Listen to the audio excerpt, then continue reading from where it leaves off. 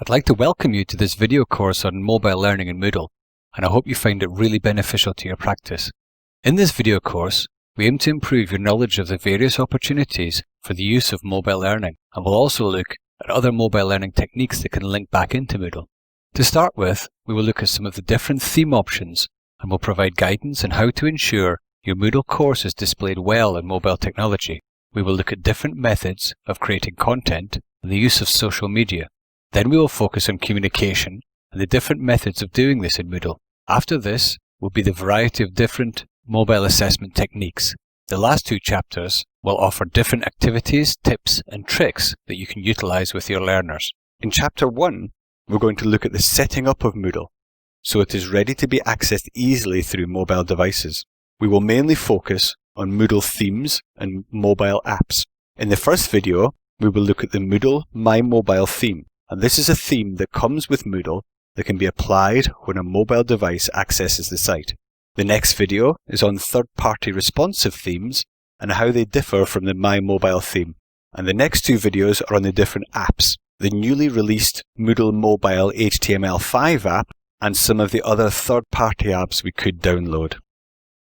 Before we start to look at learning on mobile devices, it's important to be aware of how Moodle will display your course to your students. So Moodle will not be configured to display well on mobile devices when installed, but we can add a mobile theme that will solve this issue, and Moodle comes with its own built-in mobile theme. So this is my Moodle installation with the standard theme applied. Themes are a way of changing the look and feel of your Moodle setup. We can use a mobile device emulator to display our theme. This is a piece of web software that will mimic how the theme will look on a mobile device. When we view this theme on a mobile device, we can see that it's not displaying the information in a format that's easy for the user to read and use. The user would have to use a lot of moving and zooming in and out of the site to be able to use it. And this is the problem we will solve by applying the My Mobile theme. I've logged into my Moodle setup as an administrator. If you do not have administration rights on your Moodle setup, you will need to work with your Moodle administrator to allow this theme to be applied. We can look at the various themes by accessing the Settings menu and then Site Administration, Appearance, Themes, Theme Selector. So we can see that the standard theme is currently applied to our Moodle setup, and there's no other theme applied anywhere else. We can set up the My Mobile theme by going to the section called Mobile Theme and choosing Change Theme. We now need to pick which theme to apply to mobile devices. Scroll down to get the My Mobile theme and select Use Theme.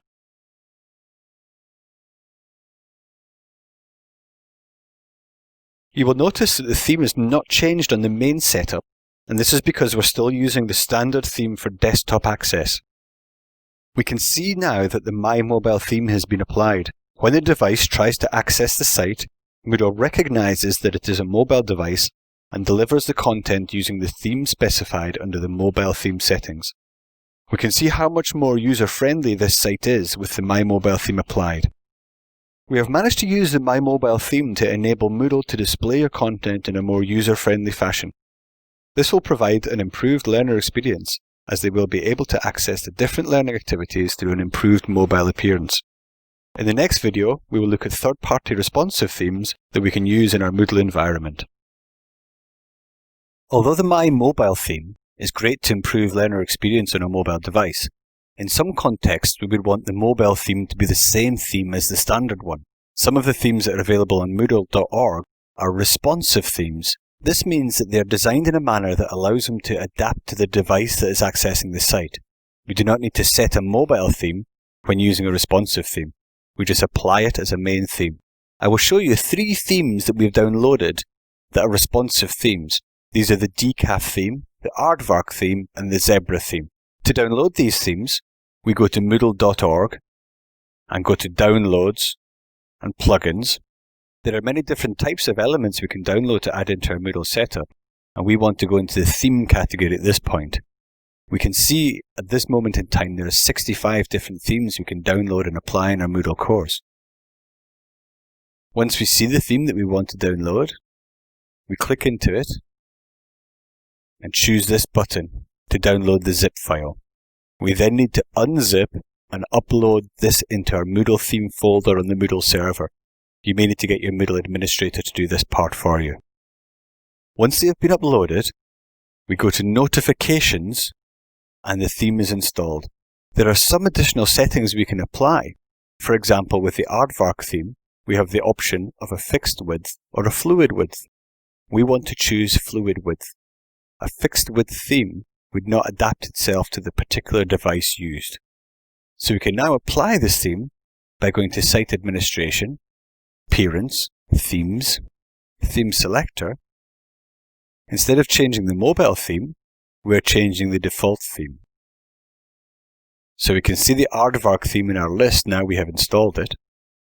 So after applying our theme, we can see the main Moodle site changes. The Aardvark theme has a very nice drop-down menu that we can access by clicking here. This bar gives our learners quick access to areas such as their profile and courses. I'm now going to do the same process to apply the other two themes so we can have a look at them. Firstly, the decaf theme.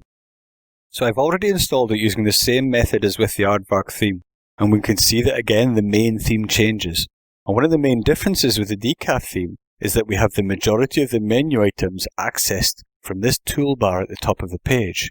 So lastly, I'm going to show you the zebra theme. Again, I've already installed it, so we just need to access it from the list to apply it.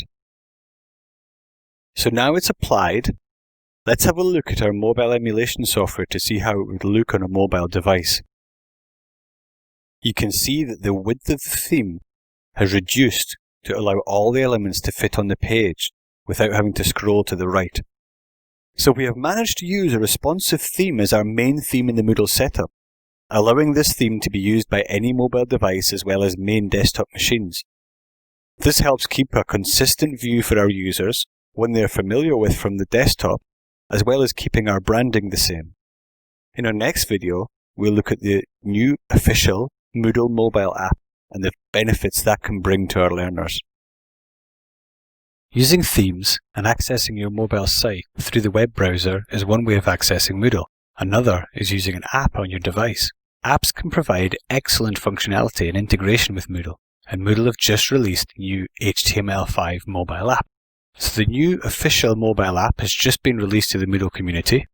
It's available on Apple iOS and the Android operating system.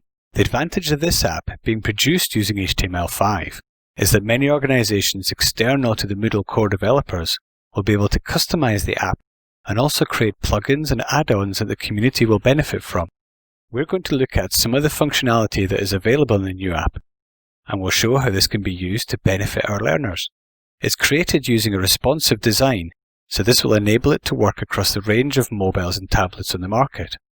There's only one app available in the App Store, and this will arrange its layout dependent on the device. Designers can add external CSS, which stands for Cascading Style Sheets, to add their own look and branding to the app. So I've added the app to my iPhone so we can see how it looks. So this is the page you have before you log into the site for the first time. So at the top is the Moodle installation you want to connect to, and that needs to be Moodle 2.4 or above, and also the username and the password box. So this is the main screen. There are two main sections inside the app, the Uploads and Courses. The other options below these are related to settings in the app and a link to access the site through the web. The Upload section gives you the opportunity to upload audio, photos and videos recorded on your mobile device and upload straight into your private files area. Now, every user has a private files area, and we will look at this in more detail in Chapter 2. Course content is a key aspect of any mobile learning. This section shows all the different activities that are available in your course. When I've been testing the app, most of the activities tend to take you through to the web version of the activity, but I would envisage that future releases will integrate this more into the app. In the Participants area, you can see all the different people that are enrolled in your course. This will help the participants communicate effectively with each other, as they will have the ability to message each other through Moodle messages or through the email address they've registered with the Moodle course. Future releases will have push notifications, so any message coming through to you will be delivered to the front of your phone. So the new HTML5 Moodle app gives users a fantastic tool to be able to engage with mobile learning with increased functionality, It's a free tool that's easy to set up and offers increased possibilities for mobile learning opportunities. And as uploads link straight into the private files area, it gives really easy access to a large amount of different learning activities. In the next video, we'll have a look at the other apps that are available to access Moodle through a mobile device. As well as the newly released official Moodle Mobile HTML5 app, there are several other third-party apps that we can use to access our Moodle courses from a mobile device. It is always wise to try different apps to see which is best for you, and these 4 are the main ones available. I'm going to give you an overview of the 4 main apps that are available currently, 1 in the Apple OS, 2 in the Android operating system, and 1 that is available on both. The first we will look at is the current mobile app that's just been released. This app gives course participants an easy way to upload photos, audio, and video from their mobile devices up to the private files area. It also allows them to take part in a range of Moodle activities through the app. We'll have a look at some of the screenshots from this now. In this first screen, we're connecting to our Moodle setup. To connect any mobile device to Moodle, we must first ensure that mobile web services are enabled in our Moodle setup. You may need to speak to your Moodle administrator to do this. We need to go to Site Administration, Plugins, Web Services, Mobile, and ensure that this box is ticked that says Enable Web Services for mobile devices. And this will enable the devices to connect through the app. Once connected, the mobile app will look something similar to this. There is a section relating to uploading materials, and also a section beneath this on the courses the student is enrolled in. The next screen is the content of the course, and this last screen shows different activities. I've been very impressed with this app since it's been released. It's very easy to upload different media into an activity, and is also great for accessing a variety of different learning activities.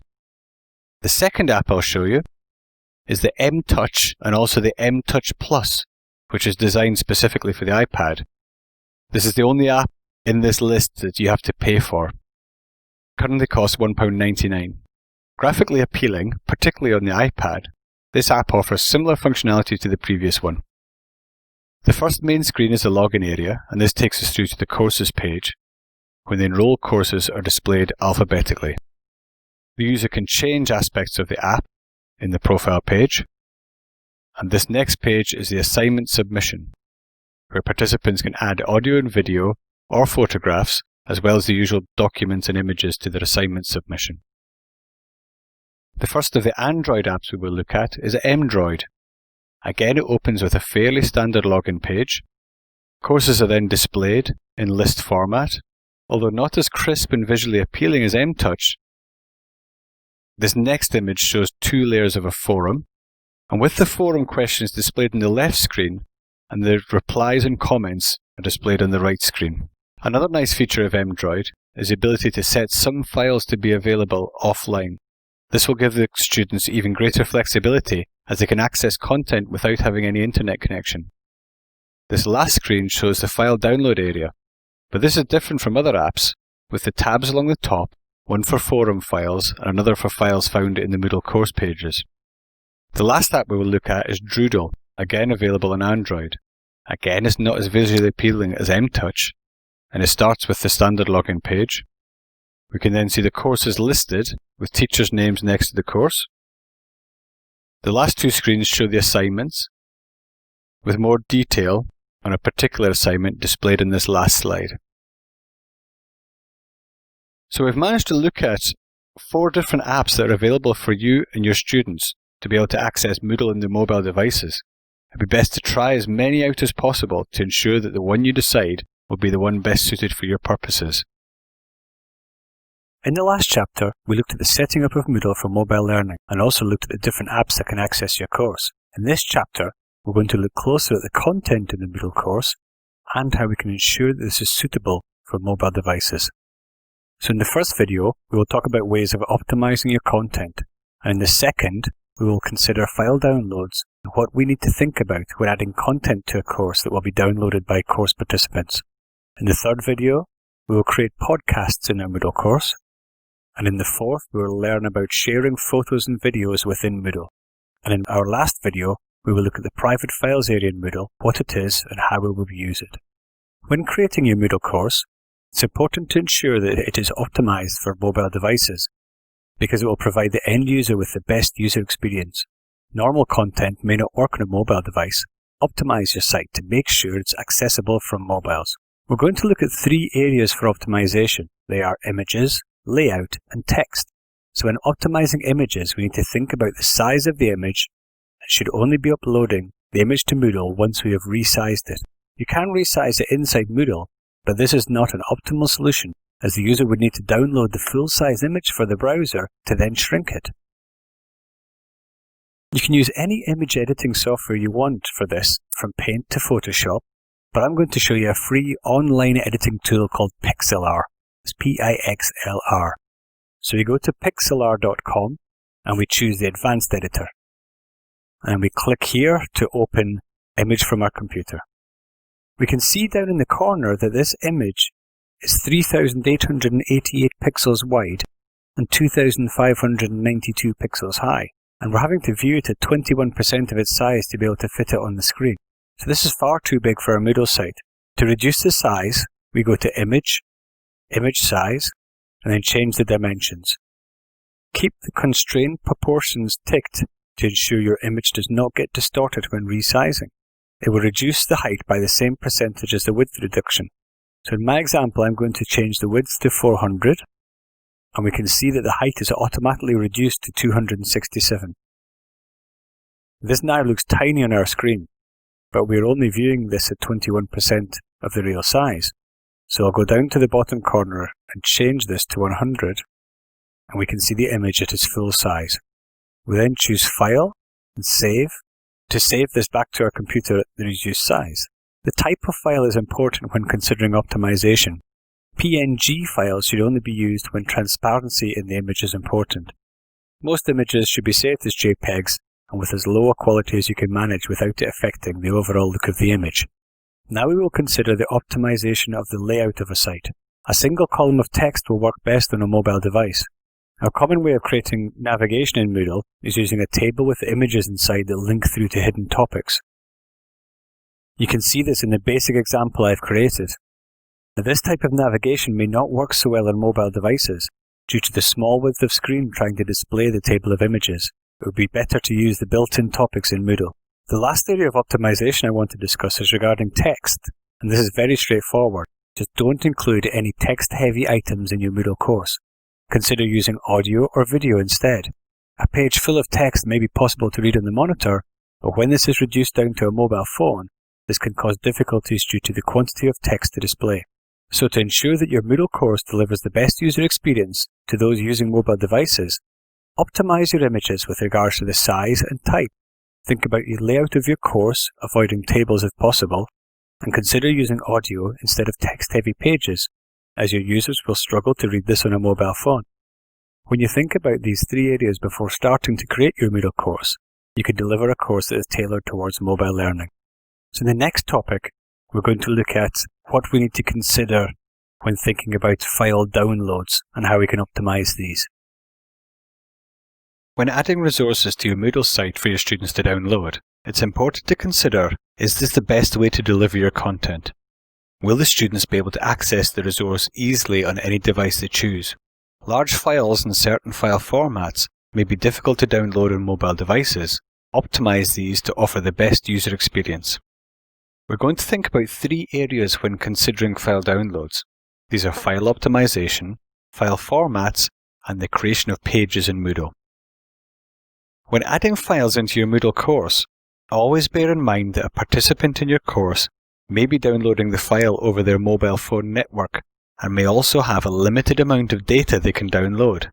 To encourage the use of these resources, we should optimize their file size to enable easy download. File optimization will depend on the type of file, but I will show you an example using a typical Office document. In this first example, I've taken some of the text from Martin Luther King on Wikipedia. The first issue I would have if using this resource is the amount of text. We have a document that's 24 pages long, and this may be fine to read on a computer monitor, but won't be on a mobile phone. In this second document, we've added a couple of images to the page. I've saved both of these files to my desktop. The first document is 157 kilobytes, but the one with the images added is 1.69 megabytes. We could have optimized these images by reducing the size in an image editor before adding to the document. Please see the previous video in this chapter to see how to do this. Another area to consider is the file format. Will all the devices that are accessing your Moodle site have the technology to open the Word 2010 document that you're adding, for example?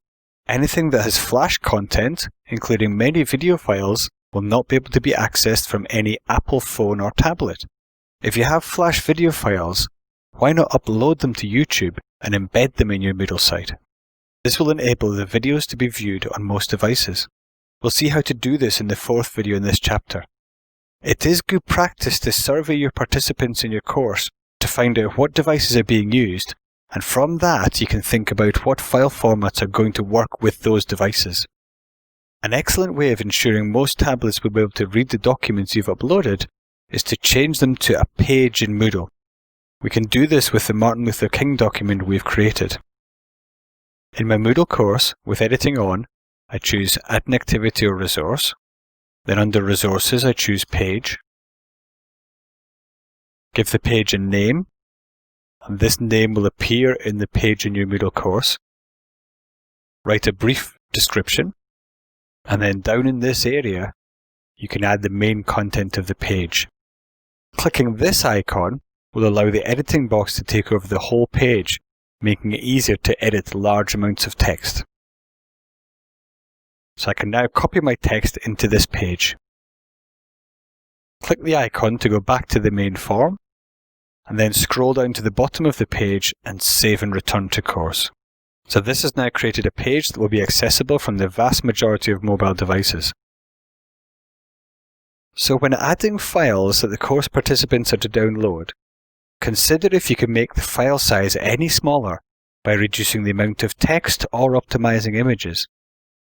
Think about the file format of the resource you're adding and whether the participants will have the ability to open that file on their devices. Finally, think about creating a page in Moodle, as this would be accessible from any device that can browse the internet. You can embed videos into the Moodle page as well, and we can learn how to do this in video 4 in this chapter. In the next video in this chapter, we'll look at how we can add a podcast to our Moodle course. Podcasts are suited to mobile devices, and it's very straightforward to add one to the course. In the last video, we learned about optimizing your downloads to enable mobile learning. And one way to do this is to cut down on text-heavy files and replace them with audio. Mobile learning is enhanced with the use of audio, and in this video we're going to learn how to create a podcast. Previously, we've discussed how text-heavy resources are not suitable to access on a mobile phone. Podcasting can provide a solution to this issue by delivering the content in an audio format.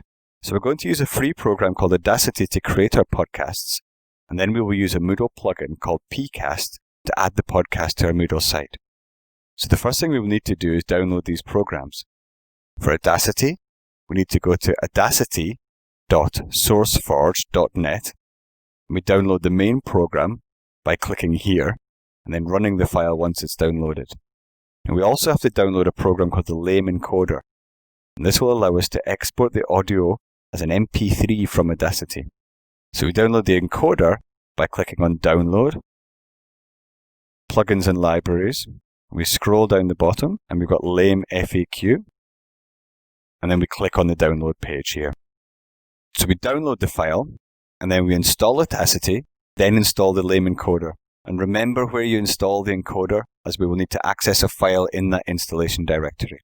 We download PCast by going to moodle.org, Downloads, Plugins, and then we search for PCast in this box. Ask your Moodle administrator to install this as an activity in Moodle. To create our podcast, we start Audacity, and using a headset with a microphone attached, press the record button here, and we start talking. You can see the audio waveforms appearing as you talk. There are some good editing functions in Audacity that are outside the scope of this video, but you will find lots of information about them online. Once we have audio recorded, we need to go to File, and then Export, and then change this drop-down list to be MP3. If it's the first time you've done this, it will ask for the location of the lame encoder file. So browse to the file requested, and you'll be able to export as an MP3. We then need to go into Moodle, and with our editing turned on, choose Add an Activity or Resource. And we then choose PCast to add a podcast. So we give the podcast a name, and then we scroll to the bottom and do Save and Return to Course. Now that we're back into the course, we click on Podcast to add our episode to it. Podcasts can have many episodes, and if a user subscribes to the podcast, any new episode will get automatically synced with their podcast device, for example, their iPod. Now we click Add a New Episode, and we give the episode a title and a summary, and then we add the file by clicking Add down the bottom here. Dependent on the browser you're using, you can just drag and drop into this space here. Save the changes, and you now have the podcast available for your students. So we've now turned our static text document into a podcast that can be downloaded onto mobile phones and other devices and listened to many times. This will ensure that our content is accessible on the mobile device. Any future episodes we create within that podcast will be automatically downloaded to any subscribed user's mobile device. So in the next video, we're going to look at how we can share photos and videos. In the last video, we looked at how we could utilize audio by creating podcasts. In this video, we will look at how we can share images and videos within our Moodle course. So mobile phone cameras give your course participants immediate access to evidence collection devices. They can share these images and videos in Moodle using various different activities. So previously, it's been difficult for students to share images and videos they've recorded as evidence, but Moodle activities can help with this sharing culture. So a few years ago, if a course participant had created some video, they would have to take the video recording, edit the tapes if necessary, and play it to the class through a video recorder. Getting peer feedback on the work was equally as tricky. But now students have mobile phones that have photo capturing capabilities, and a lot will have the ability to record video. Also, students can upload these files to a variety of sharing sites, such as YouTube and Flickr.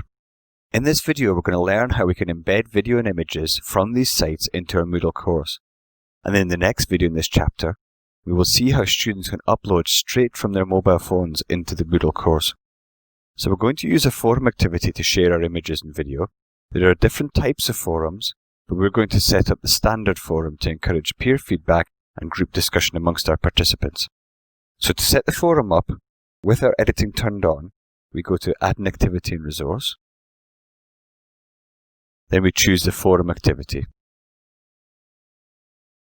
Give the forum a name, and then in the description, write about the purpose of the forum. You may wish to include some ground rules. So my example would be a geography forum to discuss where my participants live. We'll keep this as a standard forum for general use. So once the forum is set up, we can click into the forum to start our first discussion. So my first task for my students is to embed a photo or video showing where they're from.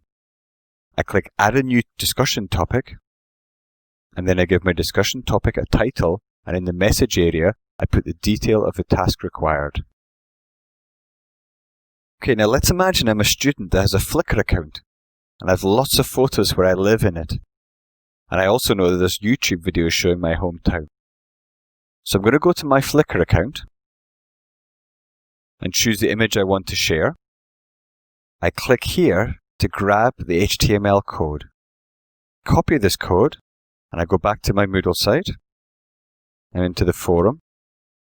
And I'm going to reply to this forum by clicking Reply here. Now by clicking on this button that says HTML,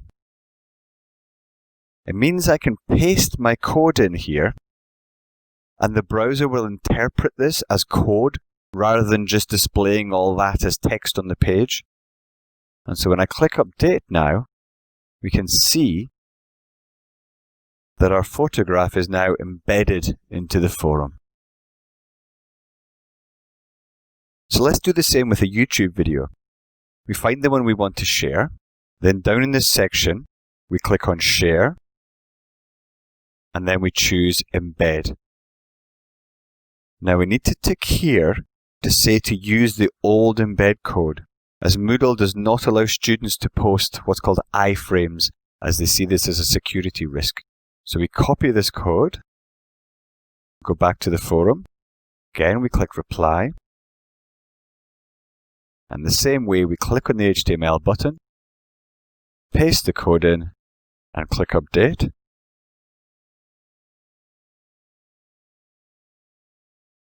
And there's our video embedded into the forum. So students are able to capture photos and videos using their mobile phones and upload these to popular sharing sites such as Flickr and YouTube, and are then able to embed them into forum posts in the Moodle course. They can also send images and videos straight to their My Private Files area using the Moodle app and can add them into a post from there. And we'll see how we do this in the next video. In the last video, we saw how we can use photos and videos and share them using the forum activity in Moodle. In this video, we will learn how we can do this directly from our mobile device. So we can add files directly into a space in Moodle called My Private Files. This is the area that mobile uploads automatically go into. It can take a few steps to get files from our phone onto the computer, but using the app and the My Private Files, this changes to a one-step process. So the first area we're going to look at is the settings for the My Private Files area. Every user has a files area inside Moodle that is enabled when installed, and in a standard install, the private files area is 100 megabytes for each user. To increase this space, we need to go to Site Administration, Security, and Site Policies. You will see in this section there is a user quota, and we can increase or decrease this number to change the size of the area available. We can see our private files area by going to the navigation panel on the left-hand side, and we choose My Profile, My Private Files area. So you can see that I have not added any files into here yet, so let's do so now. So dependent on your browser, we can drag files directly into My Private Files area, like so. Now let's look at the other way we can do this. We click on Add up in the top left, and the file picker box will appear. We choose Upload a File, and then choose File, browse to the relevant file and click Upload this file. So let's see how we can add these files to our forum activity from the previous video.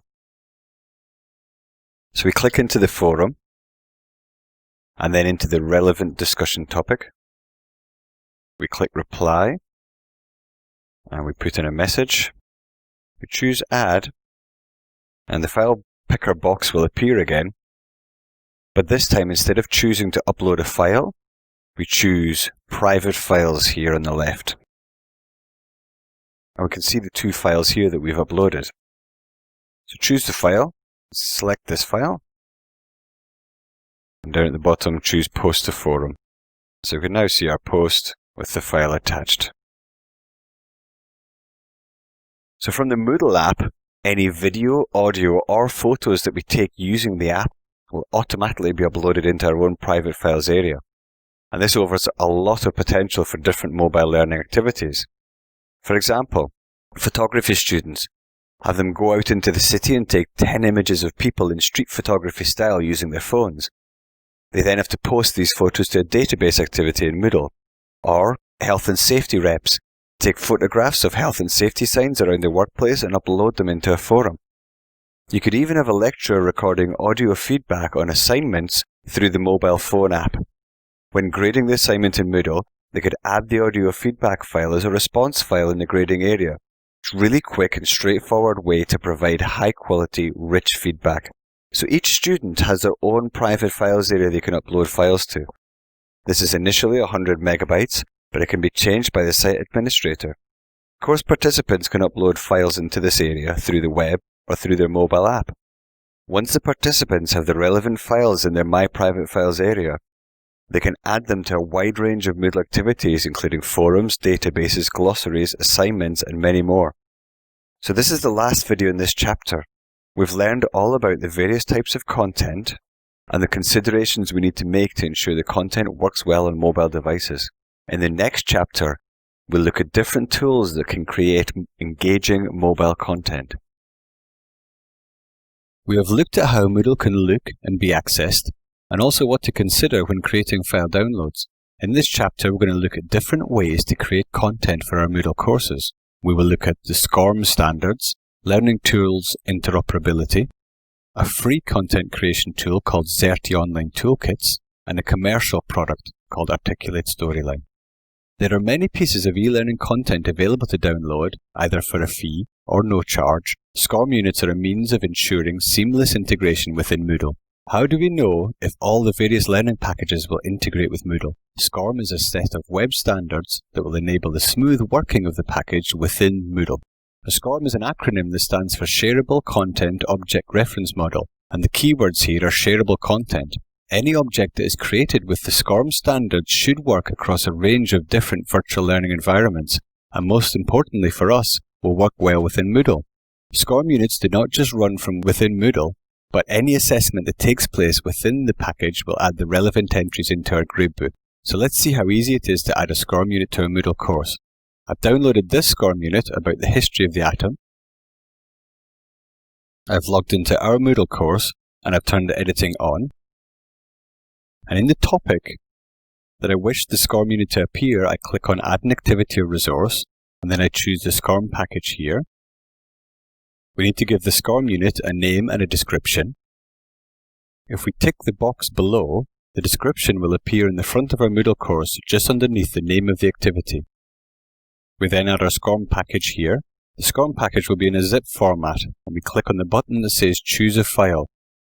This will bring up the file picker. We select Upload a File, and then we browse to our SCORM package. Click Upload this file. There are a few other settings below this relating to the display and various grading options. Experiment with these to find out which is best for you. Once we have chosen the options we want, scroll down to the bottom of the page and choose Save. We can now see the SCORM unit in the course. So let's have a look at this. We click into the SCORM unit to run it. We can see our menu down the side and our navigation panel here. One area you would need to consider when looking at SCORM in relation to mobile learning is the type of content that is inside the SCORM unit. If there is flash content, like we can see in the example here, then it might not work well inside some of the mobile devices. Later in this chapter, we will look at Articulate that creates SCORM units that use HTML5 instead of Flash. This helps increase the chances of a mobile device being able to run it. The best advice is always test your package before releasing it to the course participants.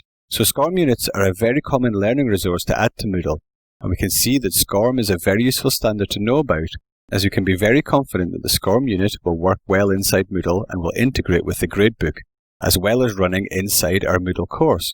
We should always be careful the content inside a SCORM unit will work fully with the range of mobile devices that may be accessing our site. Learning Tools Interoperability is an e-learning standard that seeks to provide smooth integration between a website and the VLE, in our case Moodle. This includes integration of the resource into the course page and the syncing of students and the relevant site accounts. If you wish to include the use of a particular website in your course, sometimes you have to go through the hassle of creating accounts for all your students and then accessing the site separately to Moodle. Learning Tools Interoperability, or LTI, can solve this problem for you. LTI is another e-learning web standard in the same way that SCORM was a set of standards. What LTI aims to do is to provide synchronization between an external website and Moodle. It would mean that there's no need to provide two passwords. The initial password into Moodle would provide the authentication. When you subscribe to a site that offers LTI, you will receive three pieces of information: the URL of the LTI resource, and two authentication tools called the consumer key and the shared secret. These are small codes that only you and the provider know, so you can set up a secure link between Moodle and their LTI tool. So let's look at how we could add LTI into our Moodle site.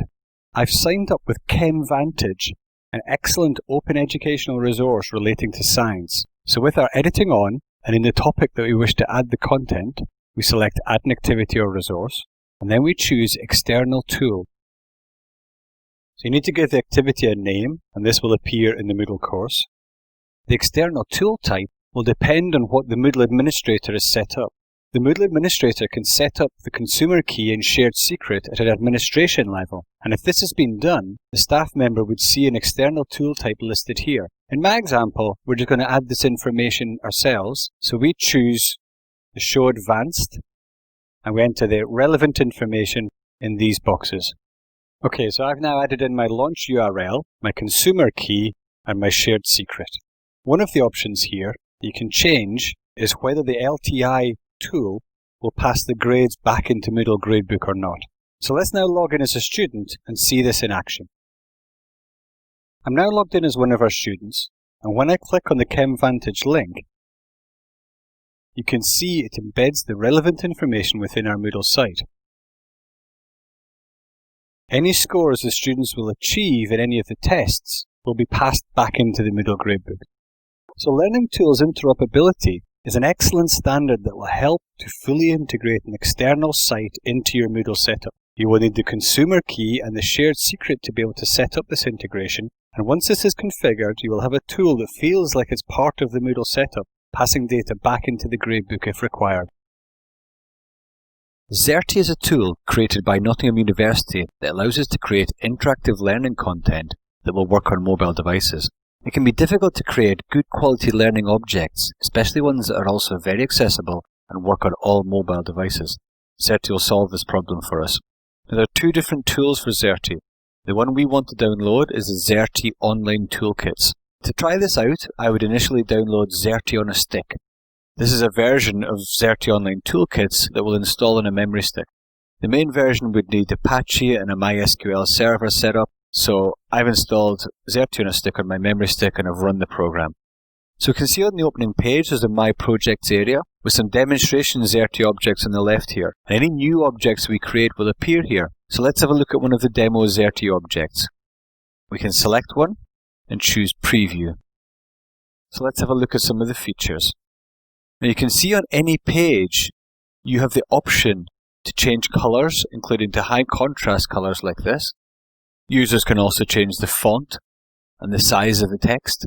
They can even tick a box to enable text-to-speech, and all these features help to make a learning object created in Xerte a very accessible learning tool. So we click through the slides, like so, and we can see some text and some text and images, and then we'll come across a drag and drop activity. So this is a missing words activity, and these are all the words that are missing from this bit of text. So what we need to do is we need to choose the right word and drag it into the area. And if it's correct, it'll stay in place. So that's just one of the interactive activities that's there. So how do we create this? We go to this area on the right-hand side that says Xerte's Online Toolkit, then we choose Create. We'll need to add a name and then click Create Project. Okay, so we build up our pages by choosing Insert. And then we select the type of page we want to create. So let's do a title slide to start with. So we go to Insert Text, Title Page, and then in this new box enter a title with some title text. Our second page can be a page with an image and some text. So to do this, let's go to Insert, Media, Graphics and Sound. We need to put some text in here. I'm going to use what's called Lorem Ipsum. Now we choose an image down here, and the alignment settings are down below. Now let's add an interactive slide. We choose Insert, Interactivity, and let's choose Categories. With this activity, the user would drag the different items to the correct category. We give this a name and we put some introductory text here. Then we need to define our categories and the correct items in each category.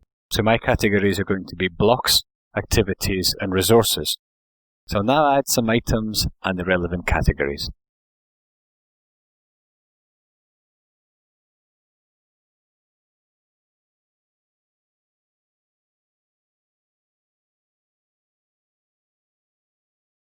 We can now play our learning object by clicking here. You can see the accessibility options appearing along the bottom.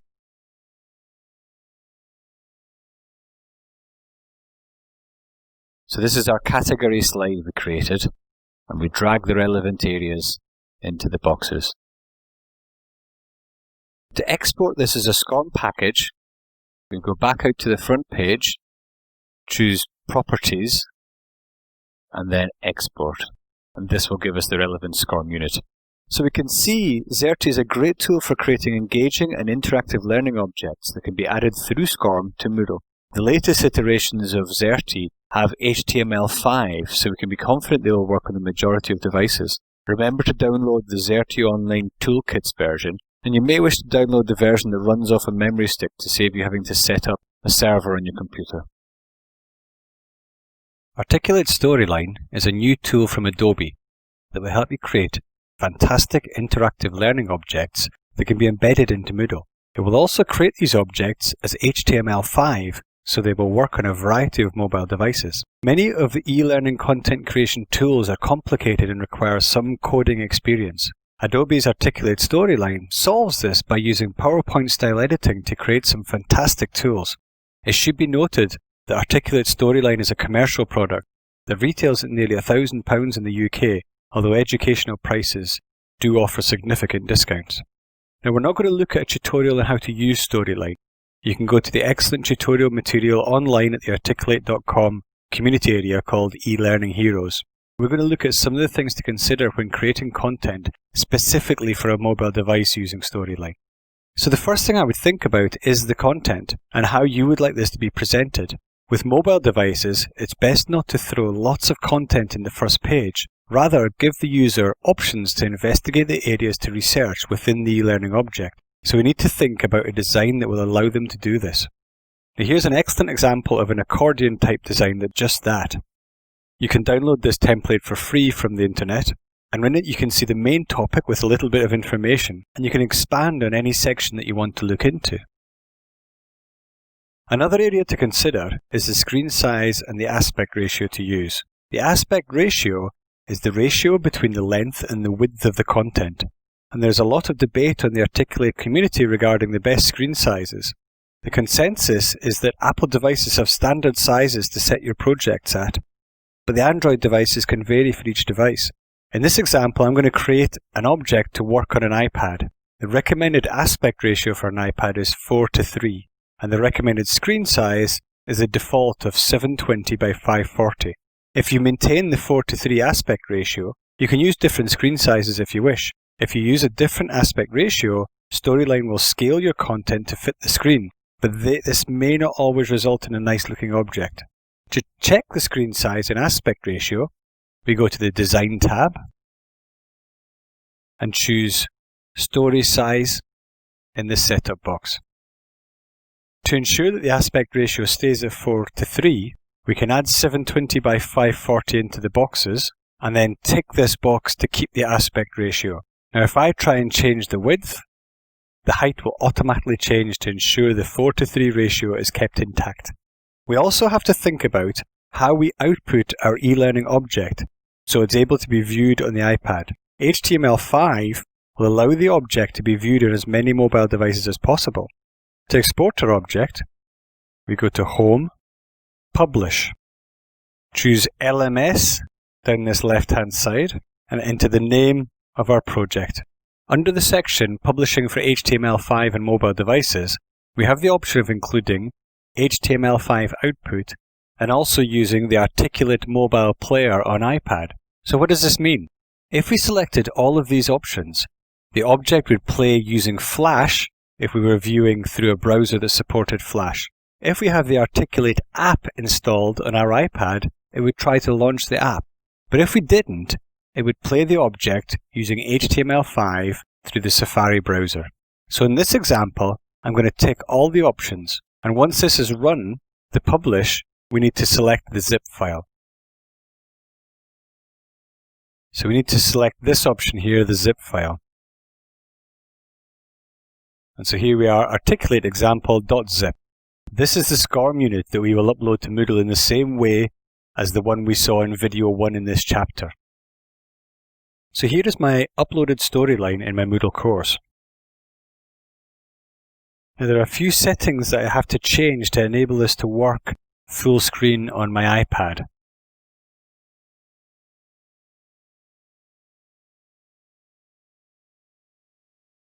And they are all in the display section of the storyline file in Moodle. So we need to ensure that the width and height both say 100%. The display package should be new window, and allow the window to be resized should be ticked.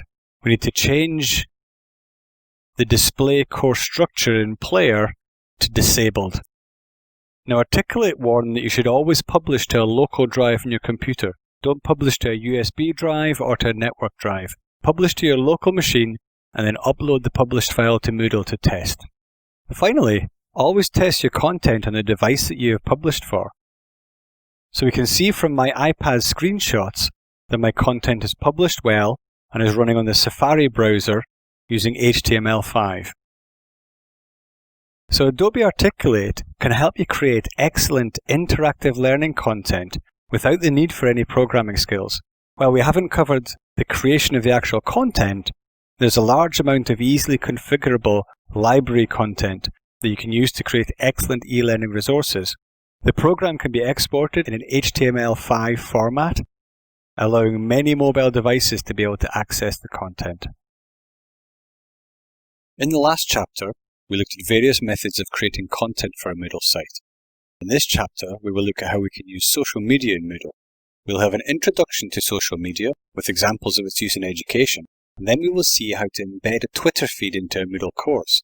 We will then explore the use of Twitter hashtags, and we'll finish with a look at Facebook in Moodle.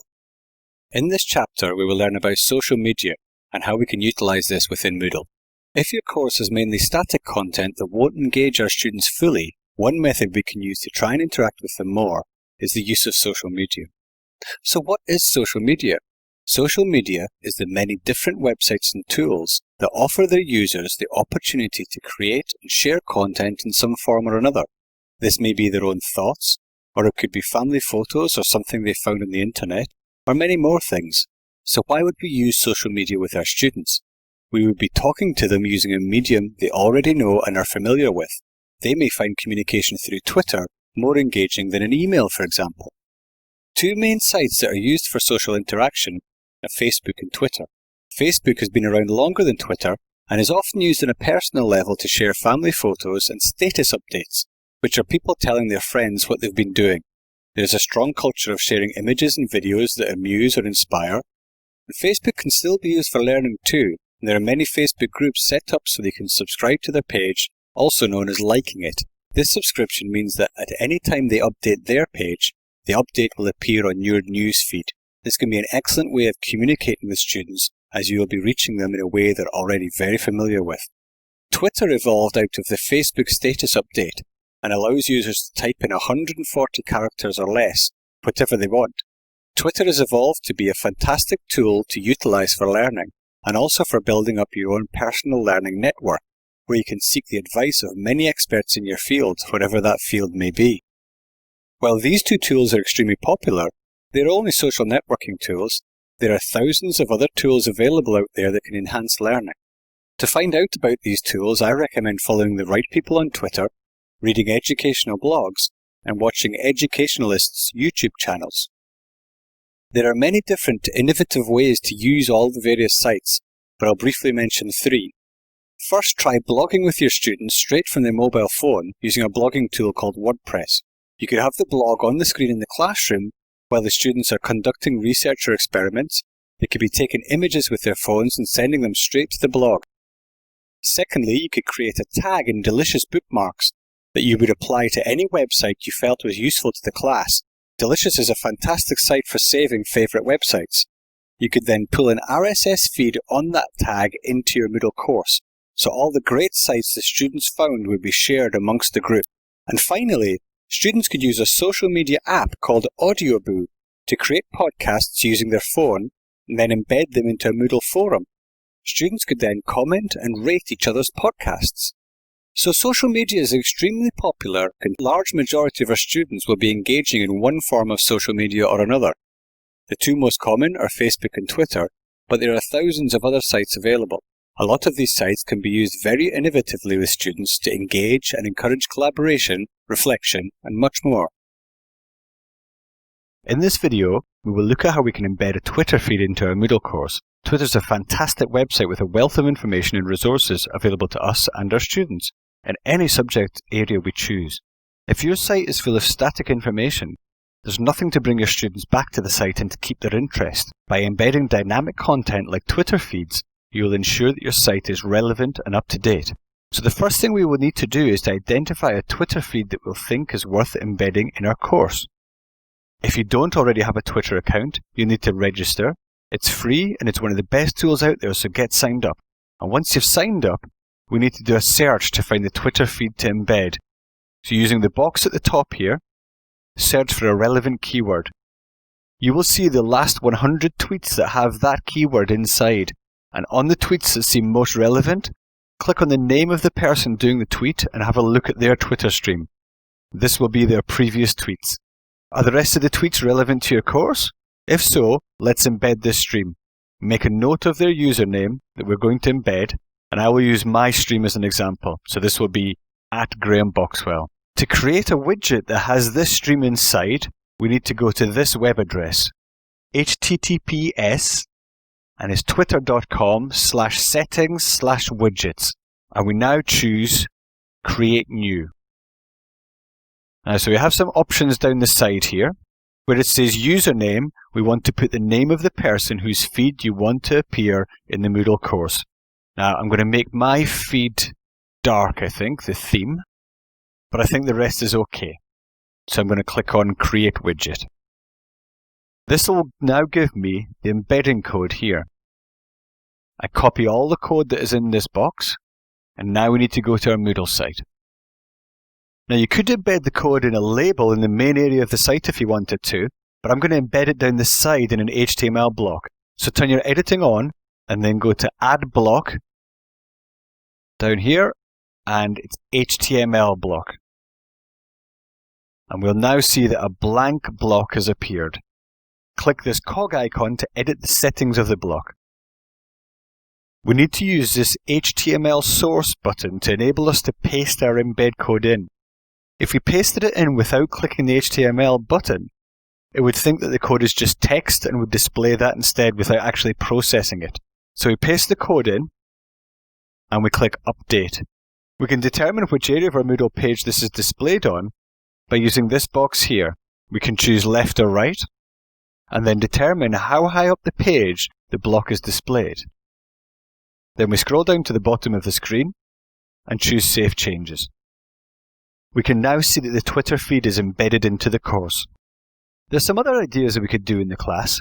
For example, using Twitter hashtags of all the students tweeting from their mobile devices with a particular hashtag and have this displayed in the site, or use Twitter as a back channel in your classroom perhaps.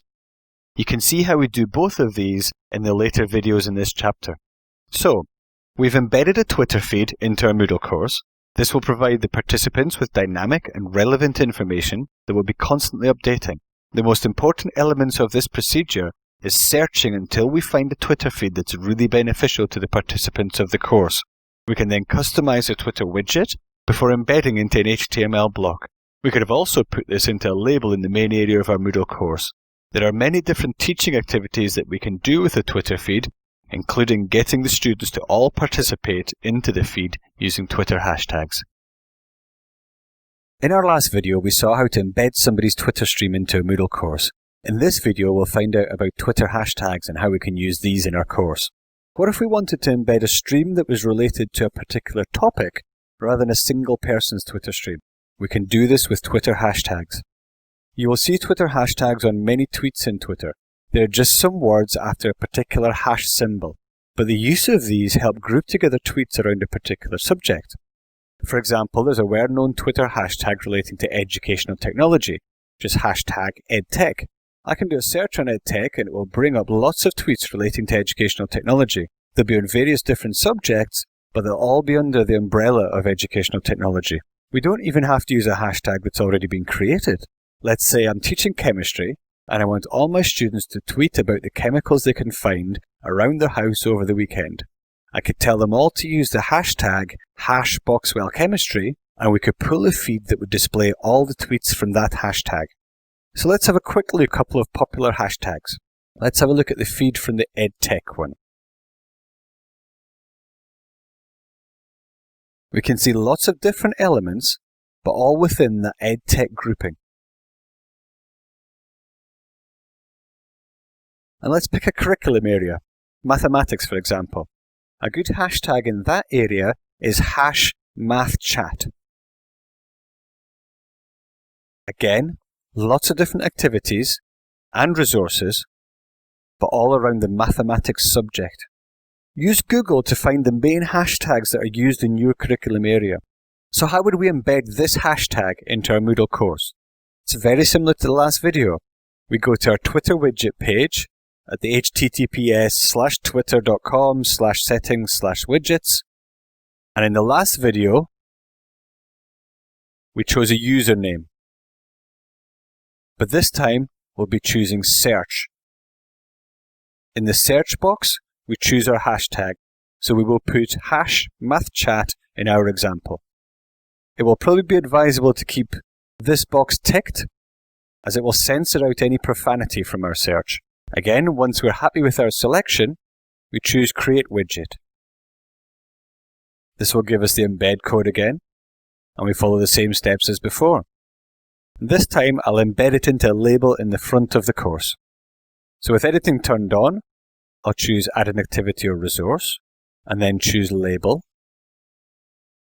Inside the editor, click on the HTML source button, as in the previous video, and then paste our embed code in. To customize this further, we can add height equals and width equals tags here, so it fits with whatever style or theme we're using. Click Update, and then save and return to course. We can now see our Twitter stream with the MathChat hashtag being displayed. So we've seen that hashtags are an excellent way to group different tweets together under a particular broad subject or topic area. We can also set up our own hashtags to enable our students to all contribute to the Twitter stream.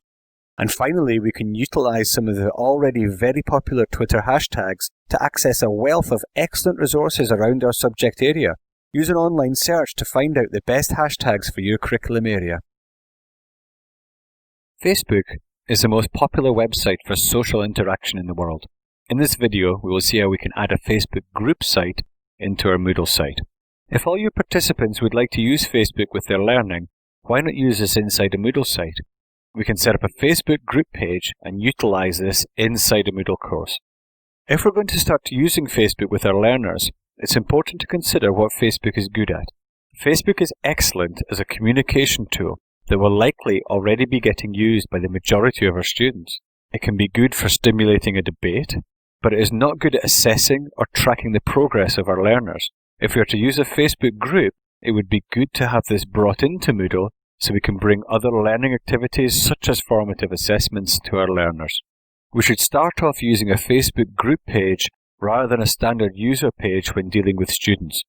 Facebook group pages are different than personal pages, as you do not need to do the standard friend request accept negotiation, but instead there will be an option to like the Facebook page.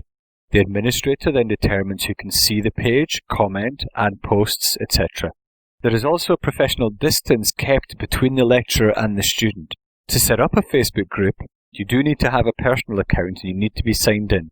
Then you go to facebook.com/about/groups and then you click Create Group and then you follow the options that appear. So we can now look on how we embed our Facebook group page into Moodle. So we're going to use one of the Facebook social apps called Lightbox, and we're going to embed this site called Moodle Rooms, which is one of Moodle's partners. So we need to go to the address developers.facebook.com/docs/plugins, and a little bit down the page we choose Lightbox. Now this is similar to the Twitter feed plugin we developed in an earlier video. In this box, we need to paste the URL of the Facebook group we wish to set up the embed for. So we go back to Moodle Rooms, and we copy that link, and we paste into there. Choose the width and the color settings. So I'm going to have my width of 500, and I'll keep it light. And do you want the stream to appear as well? So any comments that they're making and any posts they're making, do you want them to appear? And then we click to get code. And then we choose iframe, and then we copy and paste the code that's in there. Okay, so we now paste this code into a label into our Moodle site. Remember, we use the HTML source button.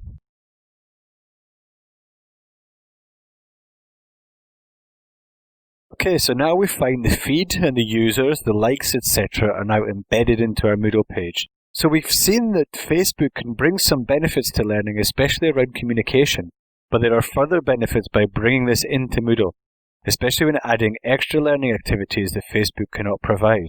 It's essential we do this from a Facebook group page rather than a personal account, as this will help keep a professional distance from our students and will enable us to keep our personal Facebook identities private.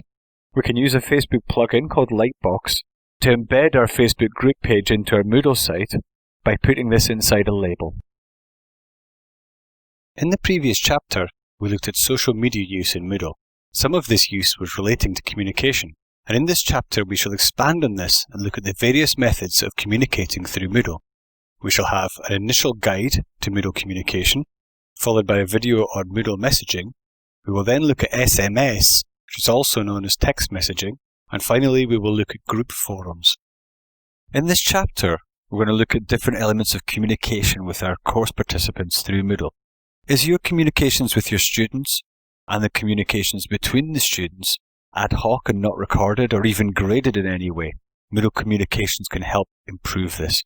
So Moodle can provide you with many different ways of communicating with our course participants, and also the participants to communicate with each other. This peer interaction can be an excellent way to encourage critical analysis skills and also to develop the sense of a learning community. There are a few things we need to consider when looking at our various options for communication within Moodle, and one element we would need to think about is the issues that Moodle messaging brings. With internal messaging, we need to think whether we will allow students to message each other within Moodle. Many institutions switch this off. Are they concerned with the potential distractions in class? Or worse still, any bullying issues that may be potentially increased with this option in Moodle turned on. When using messaging, we can opt to use the email addresses of the students so they're not online when the message is sent. It will be sent to their email address instead. And this works very well, but the address of the student must be correct in their profile. If one of the participants' email addresses is incorrect, they may be missing out on messages sent by their teacher. If set up correctly, it will still give them the message when they next log into Moodle, but this is not the ideal scenario. Another way to communicate through Moodle is to use SMS messaging. If you're using this on a large scale, then it can be an expensive option, although it's a very direct and quick method to get messages and announcements to students' devices. There are many settings relating to the various notifications that users get in Moodle, and these can be configured by the site administrator in the default message output section. Organizations are recommended to have guidelines set up regarding the use of communication channels in Moodle, so staff can have a framework regarding what is possible and what is expected of them. So there are many areas within Moodle that will either form communication between you or the course and the students themselves, or that will facilitate communication with each other. In the following videos, we will see how we can use Moodle messaging, text messaging, and group forums to encourage stronger communication on our course. One fantastic method of communication is already built into Moodle. It's called Moodle messaging, and is an excellent and quick way to message groups of students. Are you finding it is time-consuming to type in lots of email addresses to contact your students? The use of Moodle messaging will solve this problem.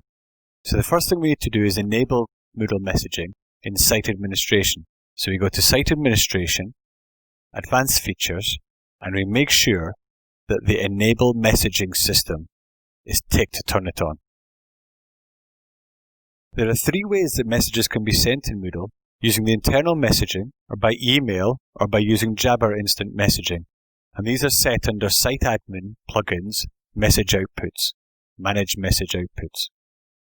As well as those settings, there are also some settings that will determine whether a user is able to choose how they receive the messages for the different activities in Moodle. And we can see this list here under Message Outputs, Default Message Outputs. So for example, if we only want the participants to be able to choose to receive assignment notifications through email, we can tick these boxes to remove the rights to receive through Moodle messaging. They would still have the option in their messaging section to choose whether to receive them or not through email. But if we change this section to forced, the participants wouldn't have any option, and this would be the only method they would have to use. So once these settings have been set up in the administration area, there are settings that the user is able to change as well. And we can go to our profile by clicking on our name, and then on the left-hand side, we can choose messaging. When we click on this, we can see a variety of options that we can change for our own. The options that are shown here are determined by the choices the administrator made in the earlier section on default message outputs. Now, the participant can alter any of the settings that were permitted in the site administration section. So now let's send our students a message through the class. Now we could add the people block and use that if we wish, or we can go to the navigation at the side and choose participants. And this will list all the participants on the course. And we can filter the list so it's only the students showing by changing the current role to student. Now both of these participants have a student role in my course. So to send them both a message, I would tick the box next to their name, and using this drop-down menu, would select Send a Message. We then get to this page where we can type in our message. Now that I've typed in my message, I click Preview down the bottom, and it will show a preview of the message as it would go out to the students in the course. If I'm happy with it, I click Send, and this will send the Moodle message, initially to the participants' Moodle messaging area if they were logged on. And if they're not, and do not log in within the next 10 minutes, they would be sent the message via their email. So we've seen how easy it is to message your students through Moodle messaging. The options that are available to the user will depend on what settings the Moodle administrator has set up in the site administration section of your Moodle site. When the students are logged in and send a message, they will immediately see it on their screen. If they're not logged in, they will have it sent to their email after 10 minutes, providing they don't log in within those 10 minutes. And these are the standard Moodle settings without making any changes in the administration section. You can use Moodle to connect directly to students through their mobile devices. Use SMS messaging to contact them directly. Are you struggling to get the students to check their email addresses? If so, use Moodle text messaging to contact their phones directly. One method of communicating with students is through SMS messaging. This is also known as text messaging, and we can send bulk text messages to our students' mobile phones through Moodle. I'm going to use Connect Text to demonstrate how to do this. We would need to have an account with Connect Text and some credits to be able to send the text messages. You can buy the text messages in bundles and then work your way through the bundle before topping up again. The first thing I need to do once I have my account is go to moodle.org and download the Connect Text block. The installation of blocks is outside the scope of this video, but you'll find easy to follow documentation on how to do this at moodle.org. Once the block is installed, we need to add it to our Moodle course site. So with our editing turned on, we need to go to the section where it says Add a Block and choose Moodle Text Block. The next thing we need to do now we've installed the block is set up the address book of the class. Click on the link in the block entitled Address Book. We then give our new address book a name and select either private or global. If it is global, it will be able to be accessed by anyone adding the block into the Moodle course within your overall Moodle install. Be careful which you choose here, as you will be adding participants' personal mobile phone numbers. Once we have our address book set up, we click into it. Then we click on Add a Contact to add our students to the address book. Type in the first and last name and the phone number to add the student into the address book. And once we have the students in there, we can look to compose a message into them. Now I have not set up an account with Connect Text, so I can't show you the full sending of a text message, but we can see this screen that shows how we choose our selected recipients from the names in the address book. Click on any of the names in the left box and then click on the arrow to move them to the right-hand side box. This will add them to the name of participants that will receive our texts. We then follow the tabs along the top to compose the message, review it, and then send. We can also receive text messages back into Moodle and can access these here, where it says Received Messages. So we have seen how we can set up Moodle to send text messages directly to our students' phones using the Moodle block and an account with Connect Text. We can set up address books and send text to multiple people at the same time. We can also receive text back into Moodle so our students can reply to any queries or questions we send out. We're going to look at the use of forums to provide group communication activities outside the classroom as well as inside. Is there a lack of engaging debate taking place outside of your classroom? Set up a forum to encourage peer discussion to take place. Forums are a fantastic tool to increase communication between learners and also as a tool to foster an online community of learning amongst our course participants. There are many different ways of using a forum, and I'll show you a couple of ways that are a bit different from the standard forum use. Forums will be available as an item to contribute to in the new Moodle app, and different learning activities can be set up around forums. So the first of these is relating to course announcements.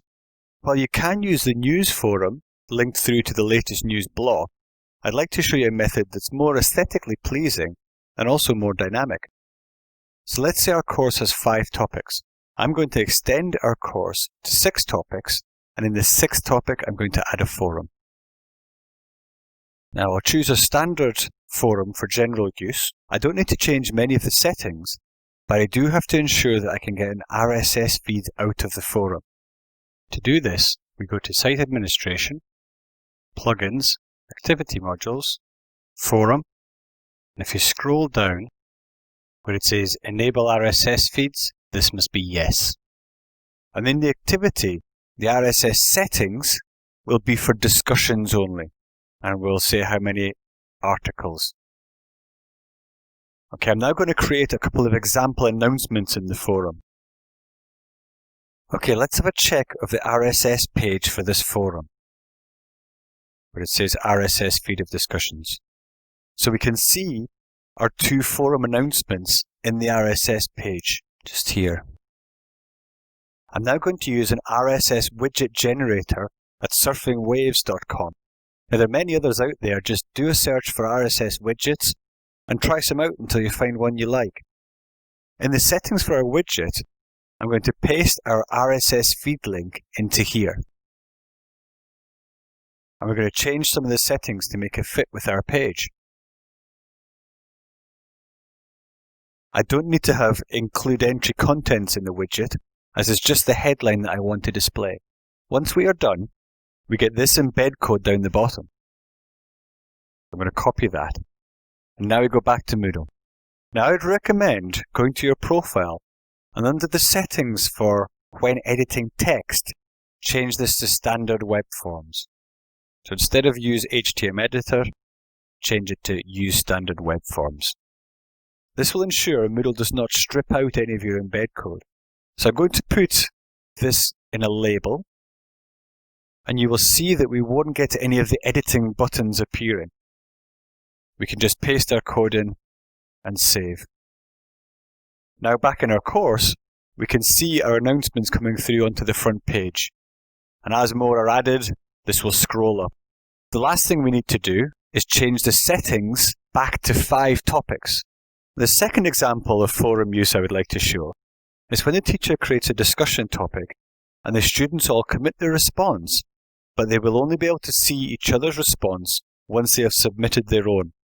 We'll also change the settings so the student will be able to rate each other's response. So in my example, students were required to take a photograph of their working environment, and the other students should rate that working environment with high ratings given to workspaces they would feel most happiest working at. So we're in our Moodle course, we'll turn editing on, and we choose add an activity or resource, and we choose forum, and we need to add a name. And in the introduction section, we could add some ground rules that we would expect everyone in the forum to follow. The type of forum we want to do is a Q&A forum. We go and we now save and display. Okay, to add the ability for students to rate each other's posts, under the permission settings in the forum activity, we can see the permission to rate posts. Currently, students don't have this rating, but we can click this plus sign and it will take us through to a page where we can give students the right to do this for this one instance of the activity. So now when we log in as a student, we cannot see anyone's entry, but we will now add our own entry by clicking reply and choosing the image that has been uploaded into our private files area through the Moodle app. And once this is submitted, we will be able to see the other entry and we can click into it and add a rating.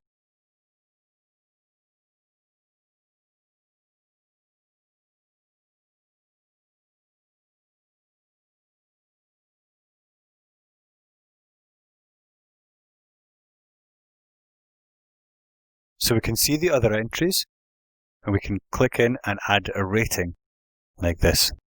So we've looked at how forums can enable communication through Moodle.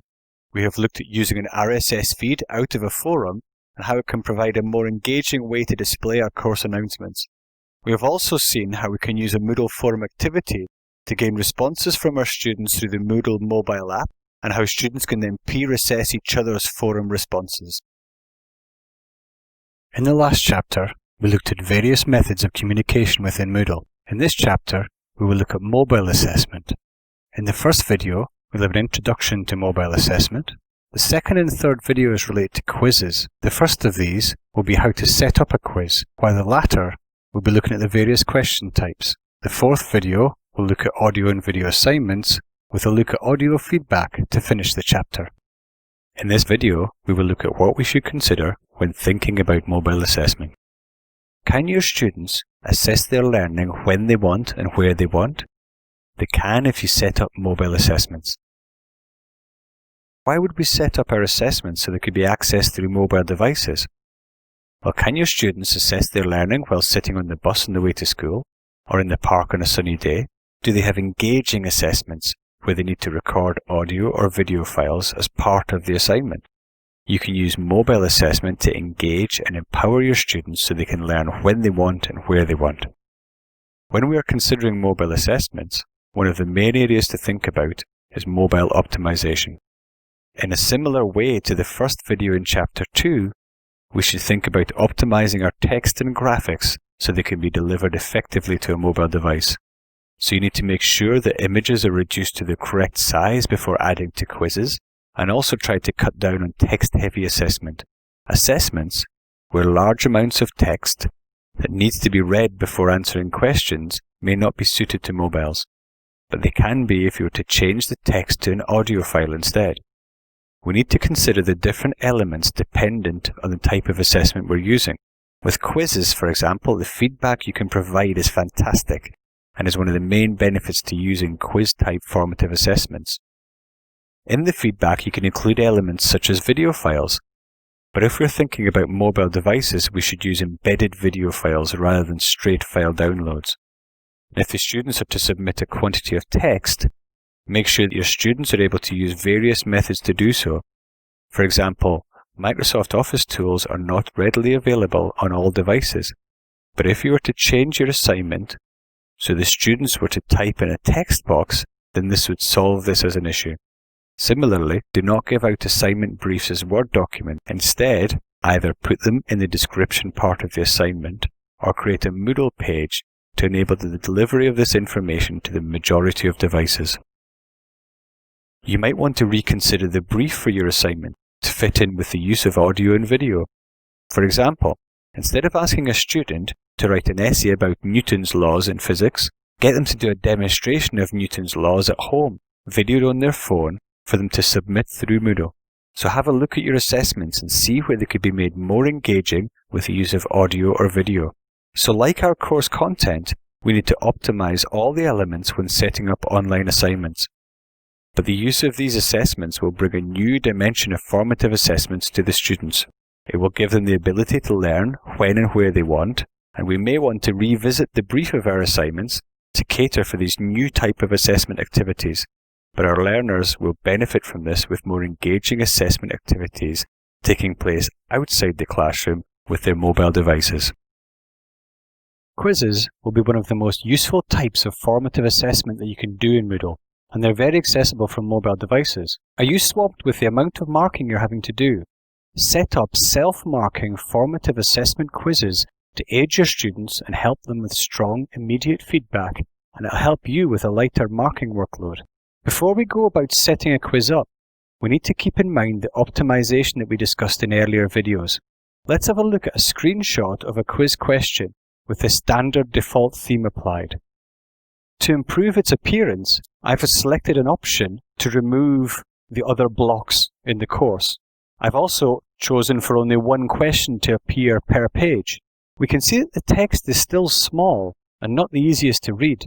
Now, this is a standard multiple choice question, and here we have a short answer question. This screenshot shows 4 questions per page without the full screen option applied. Now let's see the difference when we apply the My Mobile theme that we demonstrated in the first video in Chapter 1. We can see that the questions are much easier to read and presented in a nice clean layout. Now, quizzes are one of the more complex tasks to set up in Moodle, and this is due to the wide variety of different things that quizzes can be configured to do, from short multiple choice questions to fully invigilated exams. Things to consider before setting up the quiz are the optimizations discussed in the first video in this chapter. These include the type of feedback you're providing, the optimization of graphics, and the reduction of text-heavy questions. We also need to think about things like how often students can take the quiz, how the marks are worked out if they're able to have more than one attempt, and at what stage they can see the scores and correct answers. So let's add a quiz into our site. So with editing on, I go to Add an Activity or Resource, and I choose Quiz. Give the quiz a name, and you can add some text here as a form of introduction to the task ahead. I'm not going to go through every setting in setting up the quiz. You can find very detailed explanations of each quiz setting at moodle.org. We're going to look at the settings that are related to the performance of quizzes on mobile devices. Before we start, I want to make sure that all our settings are available, so we want to click on the Show Advanced button. So the first section I want to look at is the Layout section. In the Layout section, the options relate to how the students would work through the quiz and also how questions are displayed. Are the questions shuffled, or are they in order? Should there be a new page every question, or do you want a few questions per page? For mobile devices, as seen in the earlier screenshots, one question per page is the preferred option. And can the students jump between sections and questions, or do they have to go through it in sequence? The next section to look at is the Display section. This section is to do with what is displayed when sitting the test. Do you want the user's image to be displayed when sitting the test? And this could be useful to help check the identity of a student when sitting invigilated exams, but is not suitable for tests on mobile phones. The next two are relating to the amount of decimal places shown in the grades, and this last option is whether you want to display the normal course blocks down the sides of the page when setting the quiz. It is recommended not to display them on a mobile. So we can see there's a lot to consider when setting up a quiz to run effectively on a mobile device.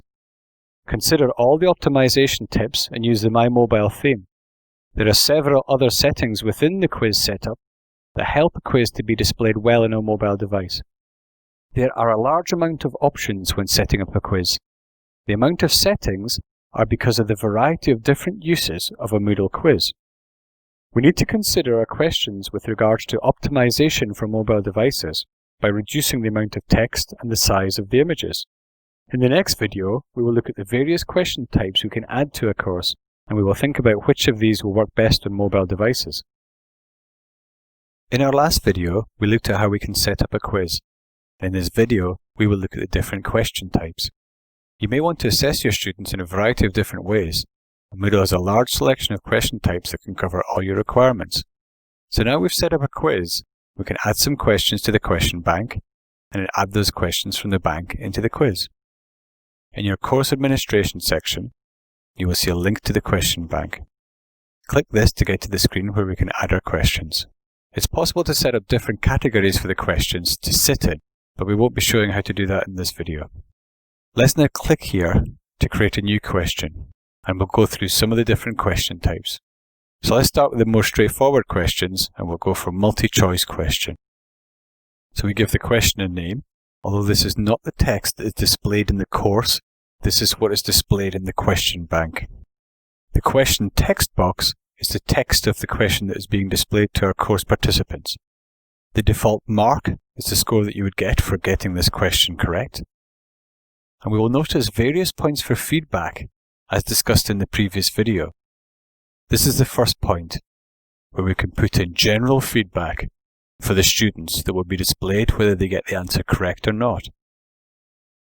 Then we have a few options relating to the number of correct answers. We would change this to a larger number if you wanted the students to pick out 2 out of 4, for example. We can change whether we have numbers or letters before the possible answers, and we can shuffle the answers within the questions so the students will find copying off each other more difficult. Be aware that if you have any multiple choice questions with the answer all of the above, or perhaps none of the above, if you shuffle the answers within the questions, it will stop the question making sense. So we can put our possible answers in, and on the correct response we would have the grade as 100%, and on the wrong answers we would have it set to 0. We can also add feedback in for each individual answer. We can then scroll down to the combined feedback, where we can add feedback for correct, partially correct, or incorrect responses. If we were using adaptive mode, students will be able to keep trying until they get the correct answer, but this penalty would be taken off after each attempt. And then we can add some hints if we wish, so students could get a little bit of help as they're doing the quiz. Now, a lot of the quiz questions have similar areas to the above with regards to feedback and naming, but I'll now summarize the different types. So the calculated quiz type allows for the use of variables to enable different questions and answers. For example, the question may read, if a car was travelling at speed miles per hour for hours, how far would it have travelled? We would add the formula speed times hours to get the correct answer, and would then specify a range for these variables. For example, speed could be between 10 and 100, and hours from 2 to 10. And this would create a large bank of possible questions, so students can have the same question more than once and would have to work it out each time. Calculated multi-choice is similar, but some or all of the responses can be calculated with a formula, and calculated simpler is a simple version of the calculated question type. Embedded answers, also known as closed question types, are pieces of text that have missing areas the students have to fill in with a variety of methods of doing this. I wouldn't recommend this as a good question for mobile phones. It is very text heavy. An essay question opens a large text box that the students would type into. This is then graded by the teacher. Again, it's not really a question type that is suited towards mobile devices. With the matching question type, there are some sub-questions and a list of possible answers for each sub-question. So, for example, you may have 4 food groups on the left-hand side, and then a list of possible answers next to each food group, and students would have to choose the correct answer for each sub-question. Numerical questions are a complex version of the calculated question that can include tolerances. And a random short answer matching is where the answers from previous short answer questions are used to create a matching type question. True or false is a very straightforward question type, with the student deciding if a statement is true or false. And description is not really a question at all, but you can use this question type as a place to keep some text. For example, you might want students to do some comprehension exercises on a piece of text, so you could have the description question followed by a variety of other question types on the same page. To run the quiz, the student just clicks on the quiz name in the course. They will see the description and the grading method. They choose Attempt Quiz Now and follow it through to the end. And when they're running it off their mobile phone, the app will interpret the quiz and present it to them in a user-friendly manner. So we have seen that the quiz can cover a lot of different scenarios and many different questions, but once you've mastered all the various options, you will have a tremendous power to be able to assess your students in an engaging and effective way. Students will be able to get immediate, informative and detailed feedback and will improve their learning through this when used as a formative assessment tool. Audio and video assessments are much more engaging for a student than the typical written assignment, and allows for their creativity and IT skills to be developed further. Using mobile devices, the recording of this audio and video is very easy and does not require a high degree of technical knowledge. We may need to rethink our assignment brief to cater for the use of audio and video, but hopefully this will allow for a more creative assignment that still meets all the learning outcomes required. You may also want to check to see that all the students have access to some form of smartphone capable of completing the assignment. If they do not, consider group work, or you may need to supply handsets to the class. So let's set up our assignment. We choose Add an Activity or Resource, an assignment. We need to put a name and a description here. The description could be the project brief, and could be a link to an audio stream describing the brief, as this may be better for participants using mobile phones than placing a lot of text on a page. There are a lot of different settings that we can apply to assignments, and I'll run through some of the key ones here. The first set we have is to do with the opening and closing date of the assignment. You can get the students to submit as a group, and you can also set the assignment up as a blind marked assignment. In the submission settings, we can add that they will be able to leave a comment alongside their submission by changing this to yes. For the students to record their audio and video, they would use one of the Moodle apps. There is the option in the official Moodle app to record audio or video, and once this is completed, it will be uploaded to their private files area. In our example here, we have set up the assignment and we are logged in as a student. Let's look at the process for a student to submit their assignment. We can see we have this audio file in their My Private Files area that they recorded through their mobile phones. We go to the course and then we click on the assignment. As we are inside the start and end dates of the assignment, we have this upload button available. If this was before the start, we would still be able to see the brief, we just wouldn't have the option to submit anything. To add our audio file, we need to click here, and then we select Private Files area. We can see our audio file, so we need to select this and carry on to the upload. Our work is now submitted.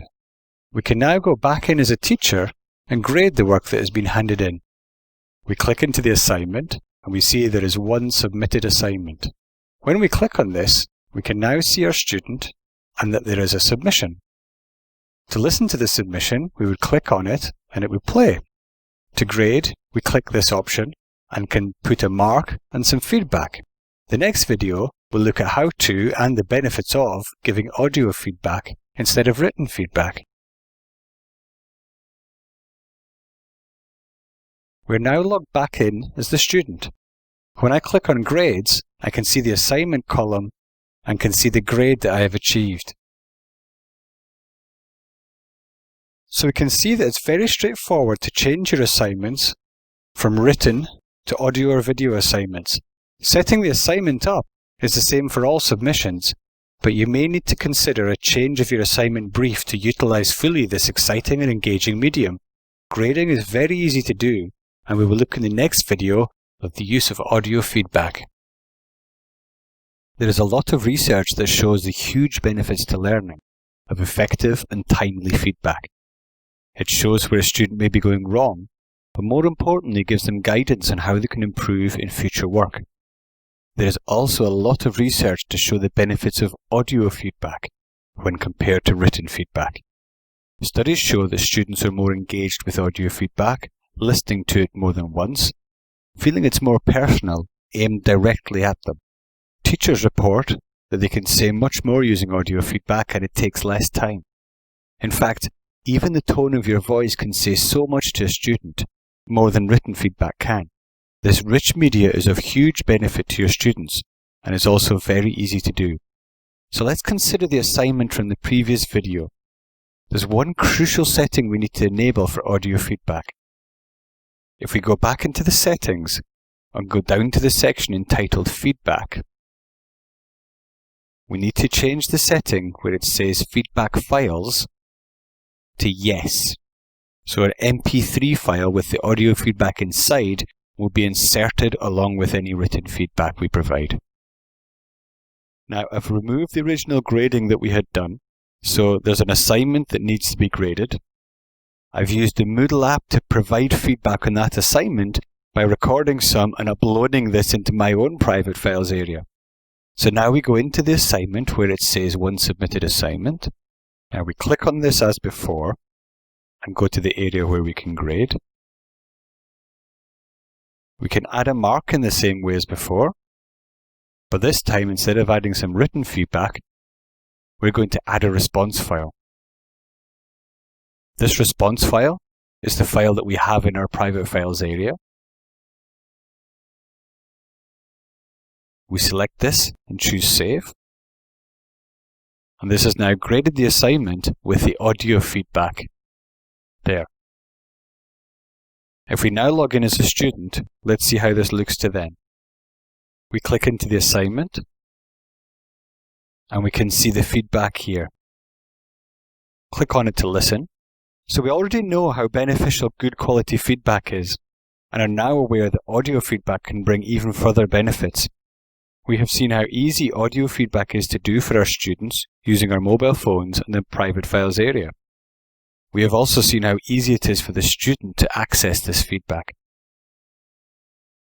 So we're now on to Chapter 7 as mobile learning activities to use in the classroom.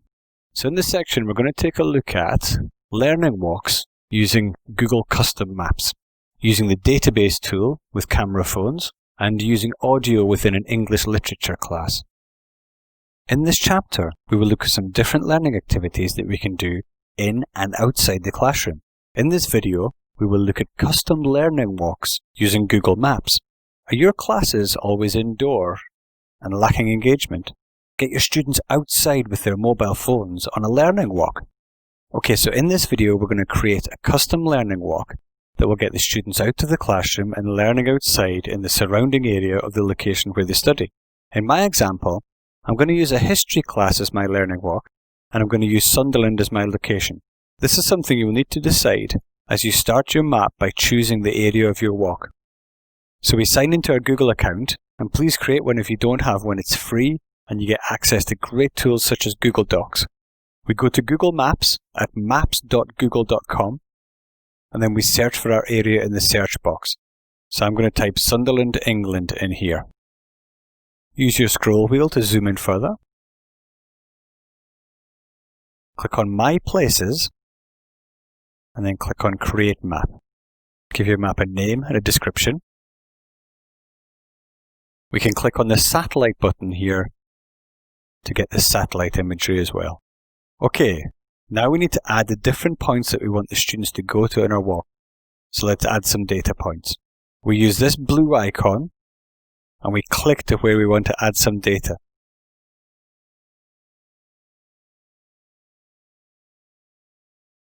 Then we add a title and some text, and this text could be an activity that we want the students to do at this location.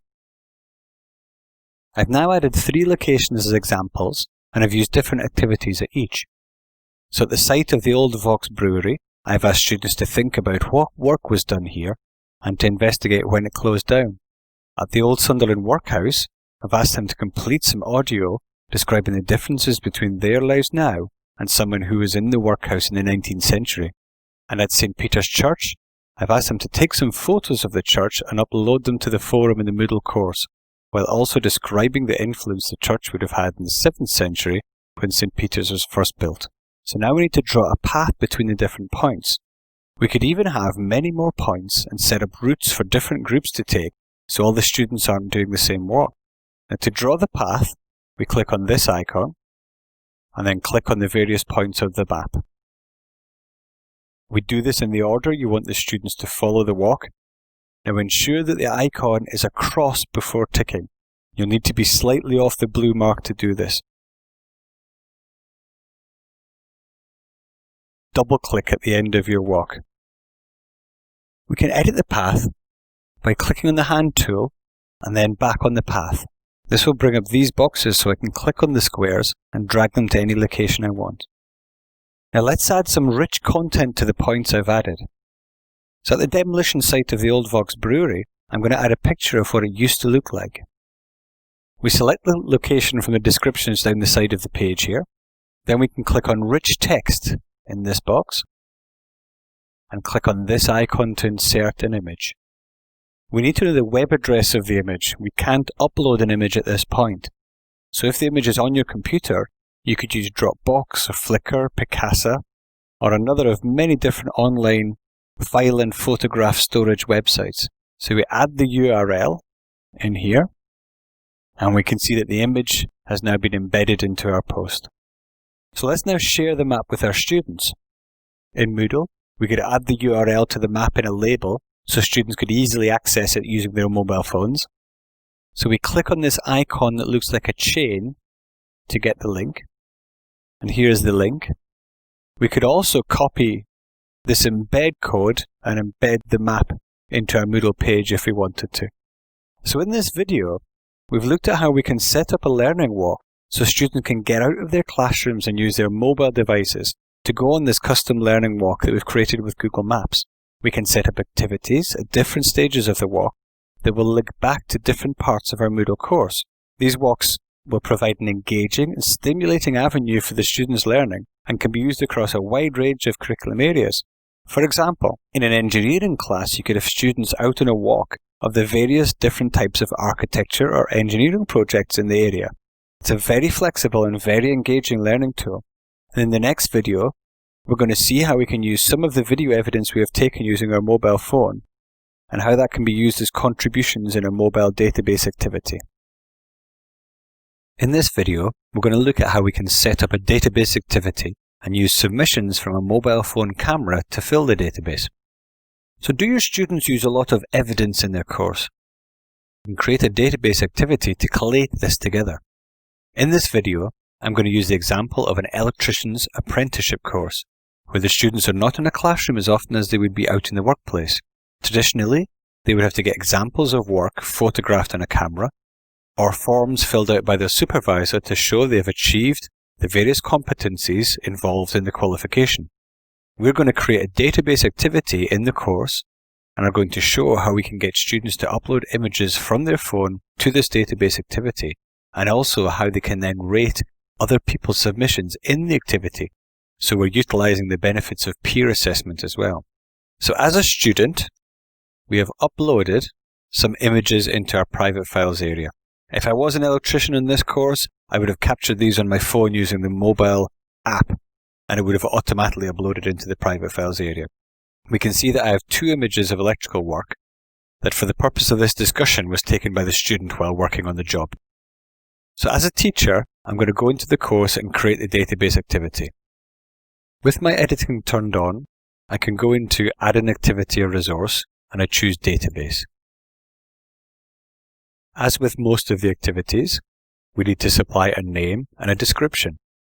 The name will appear on the front page of our Moodle course.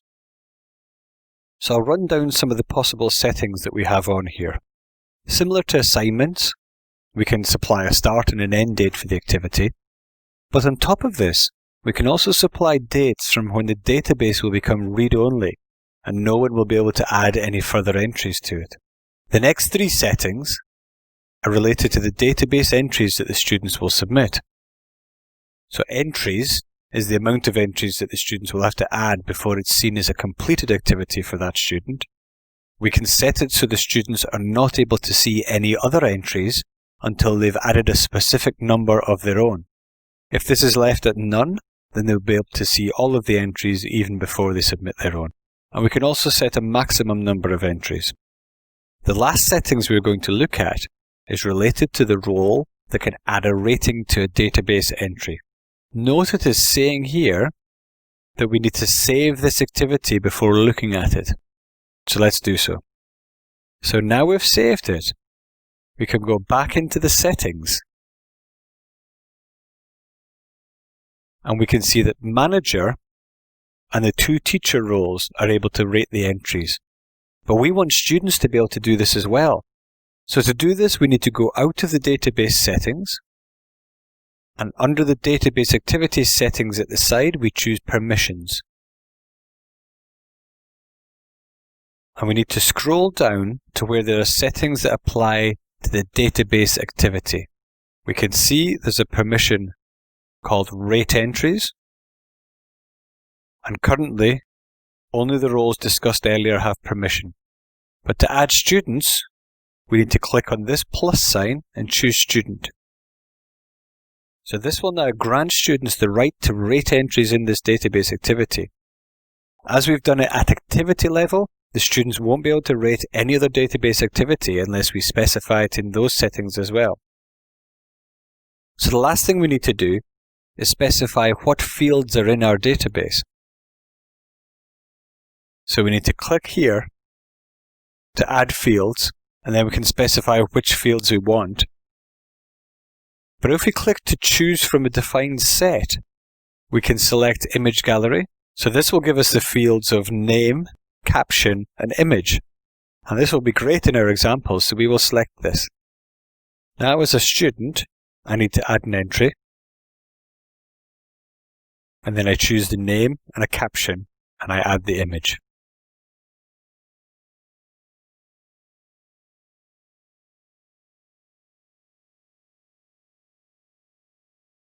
Okay, and do save and add another. Once more entries are added by different students, we will be able to add a rating to each one. So we've looked at how we can set up a database activity that will take submissions from the private files area and upload them into the database. We can use images or videos that have been recorded using the Moodle app, so they are automatically added to the private files area for the student. As the teacher, we would need to set up the fields in the database so the students would know what areas they need to fill in for each record in the database. There is already a predefined photo gallery set of fields if this is the activity you wish to carry out.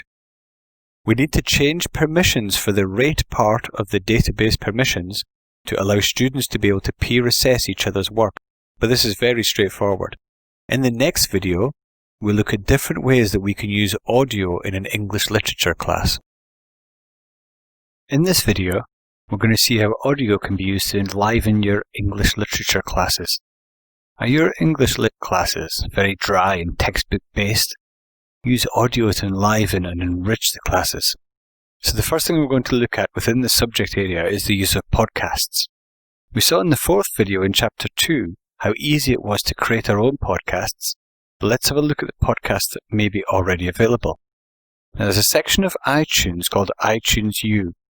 And iTunes U is a huge collection of educational podcasts that we can utilize within our course. We go to the iTunes store, and from this menu, choose iTunes U. We can click the arrow to the right of the iTunes U option to be able to choose the literature category. We can see the vast range of podcasts available relating to English literature.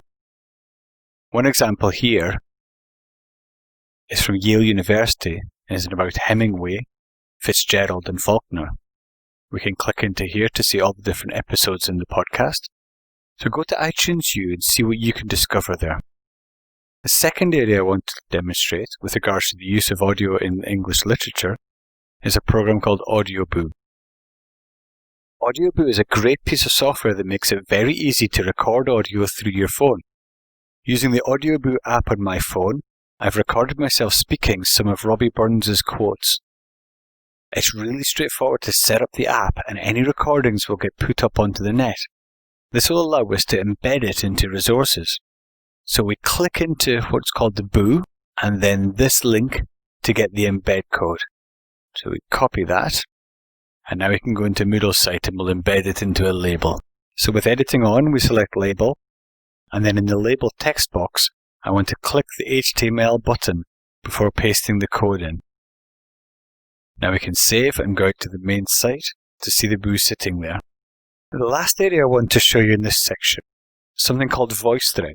VoiceThread is a tool where a teacher can upload a graphic or video clips and the students can add comments around the side of the resource or they can record videos as a response. Let's have a look at a VoiceThread on Shakespeare. The teacher has put up a question relating to Shakespeare's relevance in today's world. And we can see some student video responses. And there's comments from students around the videos. We could use audio in either option here. And we can embed this into a Moodle site using the embed code that's accessed here. So we have seen 3 different methods of using audio to stimulate creativity and engagement in our course. There's a huge amount of podcasts available under a huge range of subjects. We can also use tools like Audioboo and VoiceThread to get activity happening using their mobile phones and then to embed later if that's possible. And this is the last video in the chapter and we've looked at various ways to produce innovative teaching with mobile devices. The next chapter is called Tips and Tricks. And we'll be looking at QR codes and how to flip the classroom, for example. In the last chapter, we looked at different mobile learning activities that you could use inside and outside the classroom. In this chapter, we will look at different tips and tricks that we can use in a variety of different settings. We have created the videos in a particular context, but these could easily be transferred into your context. So in our first video, we will look at QR codes. What is a QR code and how can we create and use them? In the second video, we will look at the Moodle feedback activity, and we're going to look at this in the context of gaining feedback from event attendees.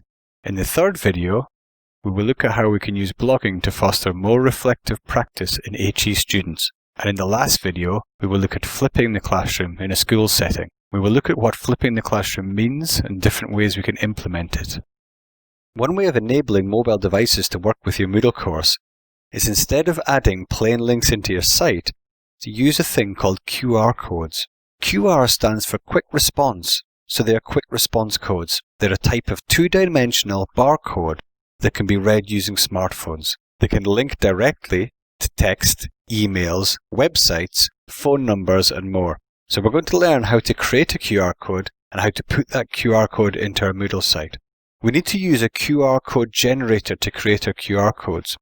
So I'm going to Google QR code generator, and I'm going to use this one here. We need to choose what type of service we want the QR code to link to, and I'm going to choose URL because I want it to link to a website. So I'm going to type my blog address in, and we'll create a QR code that will link to the blog. So I click on Generate. So here's the QR code. Now there are a couple of things I can do here. We can right-click and save the image as, and we'll save it to our computer. Or I could use this embed code. By using the embed code, the image is hosted on the external site rather than hosted in our Moodle installation. Okay, I'm back in my course, and I'm going to add the image into a block at the side of the page. So with my editing on, where it says Add a block, we choose HTML block. So here is the new HTML block. To edit it, we choose this icon here. When hovering over this icon, it should display the text configuration. So we can give the block a title if we want to. When we do add one, the title would appear in a bar across the top of the block.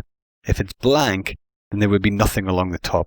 As we're only going to put the QR code image into the block, I'm going to add a title to increase the explanation. In this area, we place the content of the HTML block, and I'm going to upload the image we created earlier. We choose this icon, which looks like a tree, and this is to insert an image. So we go to Find or Upload an Image, and then we upload a file, browse to your image, and click on Upload a File. Click into the image description to put what's called alt tags on the image.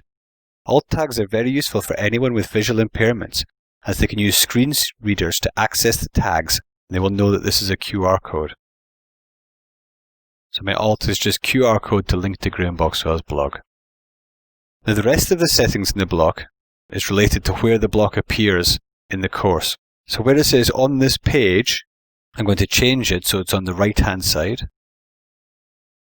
The weighting determines where it appears in relation to the rest of the blocks. I'm going to make it -10 so it appears at the top of the page.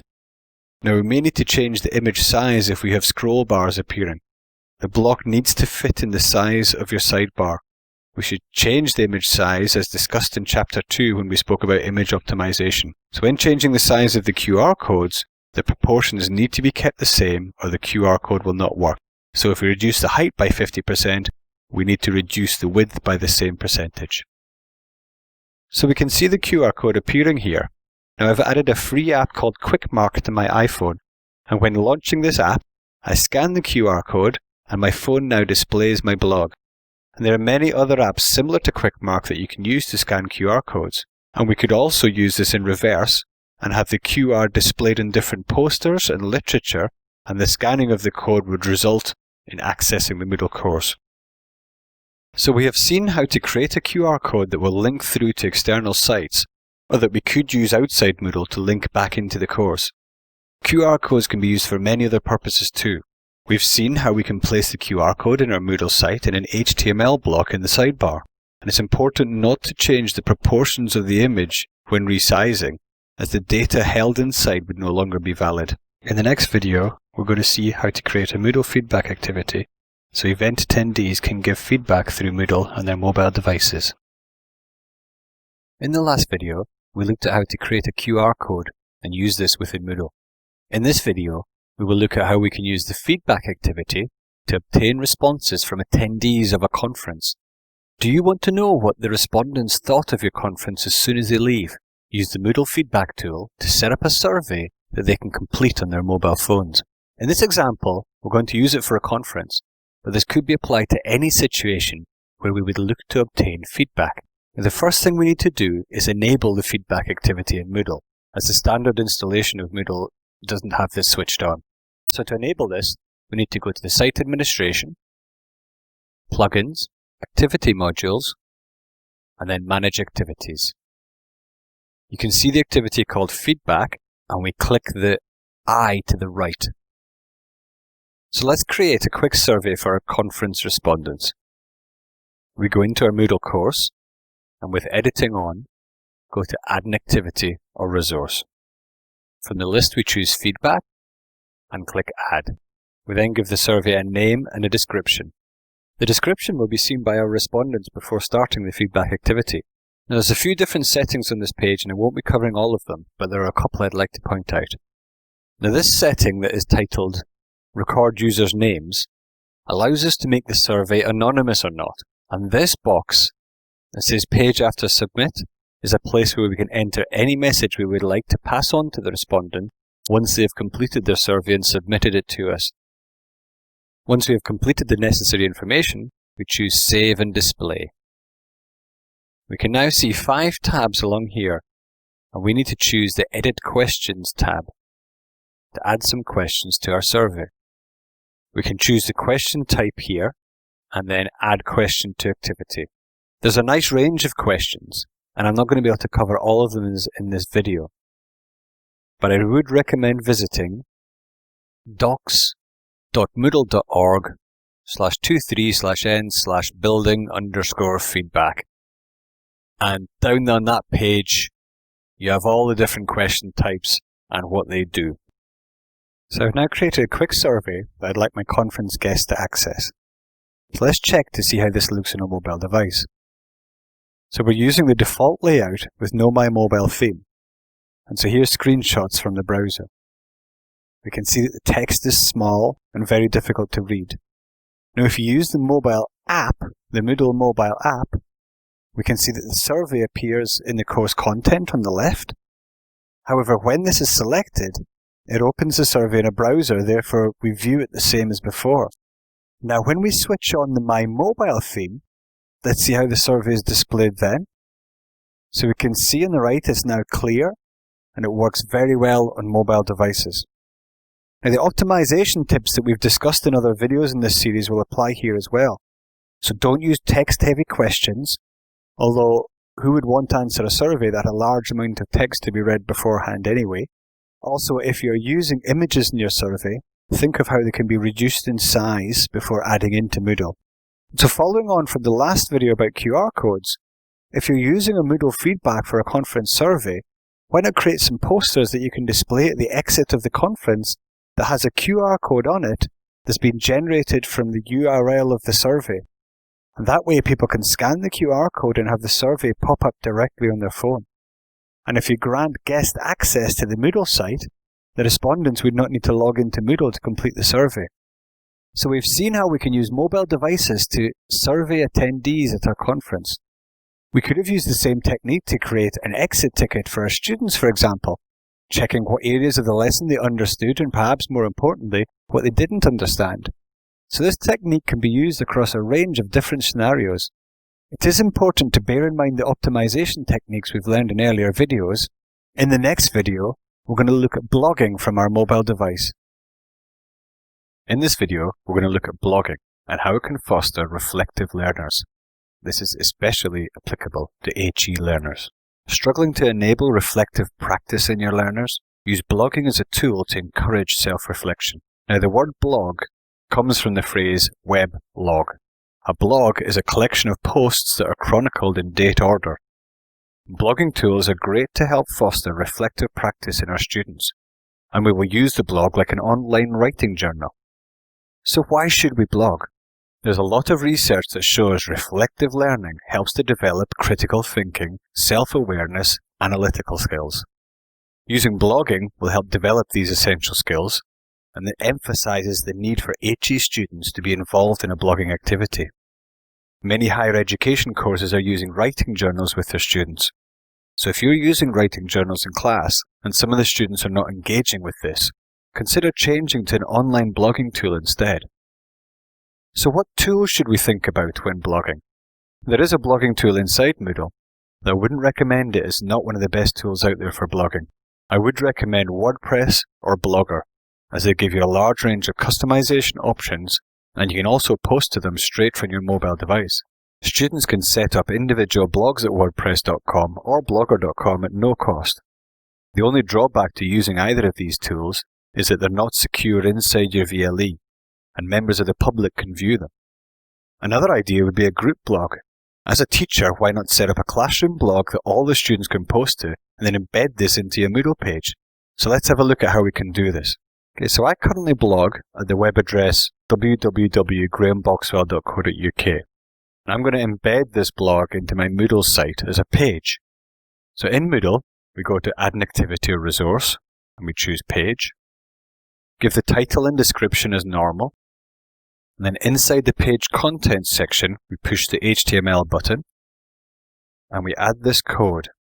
So an open bracket, iframe, src equals, and then we put the web address in quotation marks. We're going to add some parameters, so we've got width equals 100%, and we're going to say height equals 2000. That will be pixels rather than percentage. Close our brackets, and we now click Update. And then we scroll down to the bottom and save and return to our course. So we can now see when we click into the link that the blog is embedded into our Moodle site. Now the blog I've set up is using WordPress, and you can set up a free WordPress blog at wordpress.com. Once this is set up, you can add your students as authors on the blog. And there are a few different ways that the students will be able to post to the blog. They could log into the blog through the web browser, or they could use the WordPress app on their mobile device. They could even blog by email if that's more convenient for them. So this is the dashboard once I've logged into my WordPress site. And to add a new post, I click here, go to Posts, and then Add New. This page opens up, so we give it a title. And then in this main area, we put our content. We publish this to our front page of our blog by clicking the Publish button here. And we can now see this on the front page of our blog. Now let's have a look at the WordPress app. So I've installed the app on my phone, and we've taken some screenshots. So this is the first screen that has some menu items on it, so we can go to the posts and pages and dashboards and so on from here. And this is the main dashboard. All the little icons down the left-hand side are different menus that we can access. Here's a list of the posts that we've made so far. And this is the page where I can add a new post straight from my mobile phone. We can set up the WordPress blog to receive posts by email by going to Settings, Writing. So down here where it says Post via Email, we need to put in the email settings from the server that your email is hosted on. And it's really important to set up a secret email just for your blog that no one else knows, as any email that's sent to this address will immediately get posted on the front page of your blog. So we have seen that we can help to foster reflective learning with our HE students with the use of blogs. In comparison with other blogging tools, Moodle's blogs are not the best, but they do have the advantage of being internal to the VLE. Other blogging tools are available, such as WordPress and Blogger, and you can embed your blogs into a Moodle site and can then post to them in a variety of different ways. You could use the online web dashboard, but equally your mobile app or by email. In the next video, we're going to look at a concept called flipping the classroom and how we can use Moodle to enable this technique. In the last video, we learned about blogging and how this can foster reflective learners. In this video, we're going to look at something called flipping the classroom, and we will look at this in a school setting. Are your students encountering difficulties when completing homework? Flip your classroom to empower your students to learn more effectively. So what is flipping the classroom? Well, it originates from America. As a maths teacher found that he would be teaching his maths theory during the daytime and giving his students some homework to do in the evening that was related to the day's learning. It's fairly standard practice across the world. And he found there would be some students who may have thought they fully understood all the theory in class, but when they started to complete the homework, they fell over at the first couple of questions and were not able to do the work. As they were now at home, it was only when the next class was on that they were able to remedy this. So the teacher thought, why don't I make the homework the theory part and the classroom activity the exercises that we'd be doing as homework previously? So he recorded some videos that explained the theory that he'd been doing in class and told the students that before the next session they were to watch the video and to make notes about what they'd seen. The next day, the class spent time doing the exercises, and any students who were unable to complete the exercises has immediate remedial support to help them where they were going wrong. So the classroom work and the homework were flipped around, hence flipping the classroom. So how would we go about doing this? Well, we can use Moodle as a repository for our videos and also put some supplementary questions around this that the students could do some work on at home. We can create our own videos quite easily. There's some excellent free web tools such as Screener.com or Cam Studio that can be used to create our videos, or we could use the camera on our mobile phone and through the app add it to Moodle into the private files area. While we can create our own resources, there are also lots of fantastic free resources out there that we can utilize. In my example, I'm a maths teacher and I'm going to use some of the videos from a website called Khan Academy. This is a collection of maths and science tutorial videos that are very clear and concise and cover a wide range of levels. So let's have a look at Khan Academy now. So I've chosen to include this video on the definition of variables in my Moodle site. So I need to go down to the share option here and I choose embed. And we have this embed code. So I need to take the embed code and paste it into a label using the same method that we used to add content in chapter 2. So this video is now embedded into Moodle, and I've created a quick quiz and added some notes to go alongside the video. And this is all we need for now for our students to go away and learn all about the definition of a variable. They can watch the video as many times as they want, and they can check their learning and gain immediate feedback on their understanding. The next day they'll be able to come back into class and immediately start to complete the exercises we would previously have done as homework. So we have learned the concept of the flipped classroom and how we could apply it into our school environment. We could create our own videos with our mobile phones, or we could utilize many of the free videos at websites such as Khan Academy. Students will be able to learn the theory at home and complete exercises in class. So this is the last video in this series. I hope you've enjoyed the lessons and have learned some new techniques that you can bring into your classroom. If you have any queries about any of this, please contact me at graham@grahamboxwell.co.uk. You can also contact me on Twitter through @grahamboxwell.